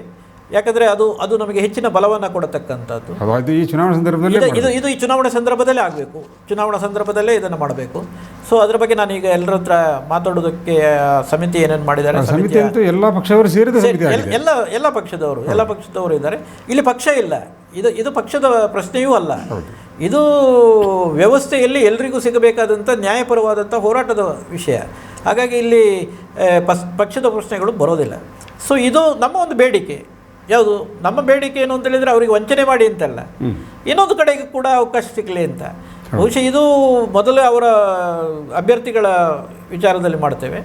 ತದನಂತರ ಈ ಚುನಾವಣೆ ಮುಗಿದ ಮೇಲೆ ತಾವು ಹೇಳಿದ ಹಾಗೆ ಬೇರೆ ಬೇರೆ ಕ್ಷೇತ್ರಗಳಲ್ಲಿ ಹೋಗಿ ಅಲ್ಲಿರತಕ್ಕಂಥ ದಲಿತ ಸಂಘಟನೆಯ ನಾಯಕರುಗಳನ್ನು ನಾವು ಭೇಟಿ ಮಾಡಿ ಅವ್ರ ಹತ್ರ ನಾವು ಬೇಡಿಕೆಗಳನ್ನು ಇಡಿಸ್ತಕ್ಕಂಥ ಕೆಲಸಗಳನ್ನು ಮಾಡ್ತೇವೆ. ನಮಗೆ ಬೇಕು, ನಮಗೆ ಎಷ್ಟೋ ವರ್ಷಗಳಿಂದ ನಾವು ಶೋಷಣೆಯಲ್ಲಿದ್ದೇವೆ, ನಮಗೆ ಅವಕಾಶಗಳಿಲ್ಲ, ನಮಗೂ ಅವಕಾಶ ಕೊಡಬೇಕು ಅಂತ ಅವರಿಂದ ಬೇಡಿಕೆಯನ್ನು ತರಿಸ್ತಕ್ಕಂಥ ಕೆಲಸವನ್ನು ಮಾಡ್ತೇವೆ. ಈ ಸರ್ತಿ ಅಂತೂ ಈ ಹೋರಾಟವನ್ನು ಬಹಳ ತಾರ್ಕಿಕ ಅಂತ್ಯವನ್ನು ಕಾಣುವವರೆಗೆ ಮಾಡಬೇಕು ಅಂತ ಹೇಳುವಂಥ ಒಂದು ಉದ್ದೇಶದಲ್ಲಿದೆ. ಅದು ಕಾಲಾವಕಾಶವೂ ಇದೆ. ಡಿಲಿಮಿಟೇಷನ್ ಕಮಿಟಿ ಆಗುವಾಗ ಈ ಜನಜಾಗೃತಿ ಮೂಡಿಯಾಗಿರಬೇಕು, ಆ ಕಾಲಾವಕಾಶವೂ ಇದೆ. ಎಸ್. ಈಗ ಗ್ಯಾರಂಟಿ ಸಮಿತಿ ಅಧ್ಯಕ್ಷರು ಜಿಲ್ಲಾ ಪ್ರಾಧಿಕಾರದ ಅಧ್ಯಕ್ಷರಾಗಿ ನೇಮಕಗೊಂಡು ಅದರ ಹಿನ್ನೆಲೆಯಲ್ಲಿ ನಾವು ಇವತ್ತಿನ ಮಟ್ಟಿಗೆ ಮಾತಾಡಿದ್ವಿ. ಒಳ್ಳೆ ನಿಮ್ಮ ದೃಷ್ಟಿಗಳನ್ನು ಹೊರಟಿದ್ದೀರಿ. ನಿಮ್ಮ ಏನು ಒಳ್ಳೆಯ ಉದ್ದೇಶ ಇದೆ ಅದು ಈಡೇರಲಿ ಮತ್ತು ಅದರಿಂದ ಜನರಿಗೆ ಒಳ್ಳೆಯದಾಗಲಿ ಅನ್ನೋಂಥ ಹಾರೈಕೆಯೊಂದಿಗೆ ನಿಮಗೆ ಮತ್ತೆ ಶುಭ ಹಾರೈಸ್ತೇವೆ. ನಮಸ್ಕಾರ, ಸಂತೋಷ. ಕೊನೆಯದಾಗಿ ಒಂದು ಮಾತು, ಬಹುಶಃ ಈ ಗ್ಯಾರಂಟಿ ಯೋಜನೆ ಉಲ್ಲೇಖ ಮಾಡಿದ್ದರಿಂದ ಅದರ ಮುಖಾಂತರ ಅಭಿನಂದನೆ ಹೇಳಿರೋದ್ರಿಂದ ಈಗ BJPಯ ಮಹಿಳಾ ಮೋರ್ಚಾದವರಿದ್ದಾರಲ್ಲ, ಅವರು ಮನೆ ಮನೆ ಭೇಟಿ ಮಾಡ್ತಾರೆ. ಭೇಟಿ ಮಾಡುವಾಗ ನಾನು ಸುಳ್ಯದ ಎಲ್ಲ ಮಹಿಳೆಯರ ಹತ್ರ ಒಂದು ಮನವಿಯನ್ನು ಮಾಡ್ತೇನೆ. ತಾವು ಅವರು ಭೇಟಿ ಮಾಡಿದಾಗ ಒಂದು ಮಾತು ಕೇಳಬೇಕು. ಗೃಹಲಕ್ಷ್ಮಿ ಯೋಜನೆಯನ್ನು, ಸರ್ಕಾರದ ಗೃಹಲಕ್ಷ್ಮಿ ಯೋಜನೆಯನ್ನು ಫಲಾನುಭವಿಯ ನೀವು ಅಂತ ಕೇಳಬೇಕು. ಅವರು ಫಲಾನುಭವಿ ಅಂತಾದರೆ ನೀವು ಫಲಾನುಭವಿಗಳಾಗಿ ಇದನ್ನು ಯಾಕೆ ವಿರೋಧಿಸ್ತೀರಿ ಅಂತ ಕೇಳಬೇಕು. ನಾನು ಅವರಿಗೆ ಮನವಿ ಮಾಡೋದು, BJPಯ ಮಹಿಳಾ ಮೋರ್ಚಾದವರಿಗೆ, ನೀವು ಇದನ್ನು ವಿರೋಧಿಸುವುದೇ ಆಗಿದ್ದರೆ, ಮಹಿಳೆಯರಿಗೆ ಸಿಕ್ಕುವಂಥ ಈ ಸವಲತ್ತನ್ನು ತಾವು ವಿರೋಧಿಸುವುದೇ ಆದರೆ ವಾಲಂಟಿಯರ್ ಆಗಿ ಈಗೊಂದು ಹಣ ನಮಗೆ ಬೇಡ, ನಾವು ಇದನ್ನು ಪಡೆಯೋದಿಲ್ಲ ಅಂತ ಅದನ್ನು ಸರೆಂಡರ್ ಮಾಡಿ ಮತ್ತೆ ಮನೆ ಮನೆಗೆ ಹೋಗಿ ಇದು ಈ ಗ್ಯಾರಂಟಿ ಯೋಜನೆ ಪ್ರಯೋಜನ ಇಲ್ಲ ಅಂಥೇಳಿ ಮಾಡಿದರೆ ಒಳ್ಳೆಯದು ಅಂತ ನನ್ನ ಅಭಿಪ್ರಾಯ.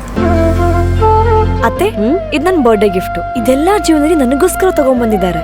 ನಿನ್ ಮೇಲೆ ತುಂಬಾ ಚೆನ್ನಾಗಿ ಕಾಣುತ್ತೆ. ಇದು ತುಂಬಾ ಚೆನ್ನಾಗಿದೆ ಅಲ್ವಾ? ತುಂಬಾ ಚೆನ್ನಾಗಿದೆ.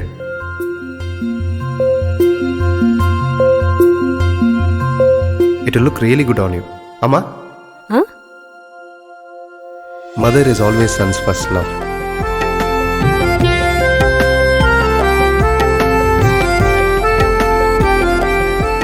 ಪ್ರತಿ ಪೀಳಿಗೆಯ ಪ್ರೀತಿಯ ಮಳಿಗೆ. GL ಆಚಾರ್ಯ ಜುವೆಲ್ಲರ್ಸ್.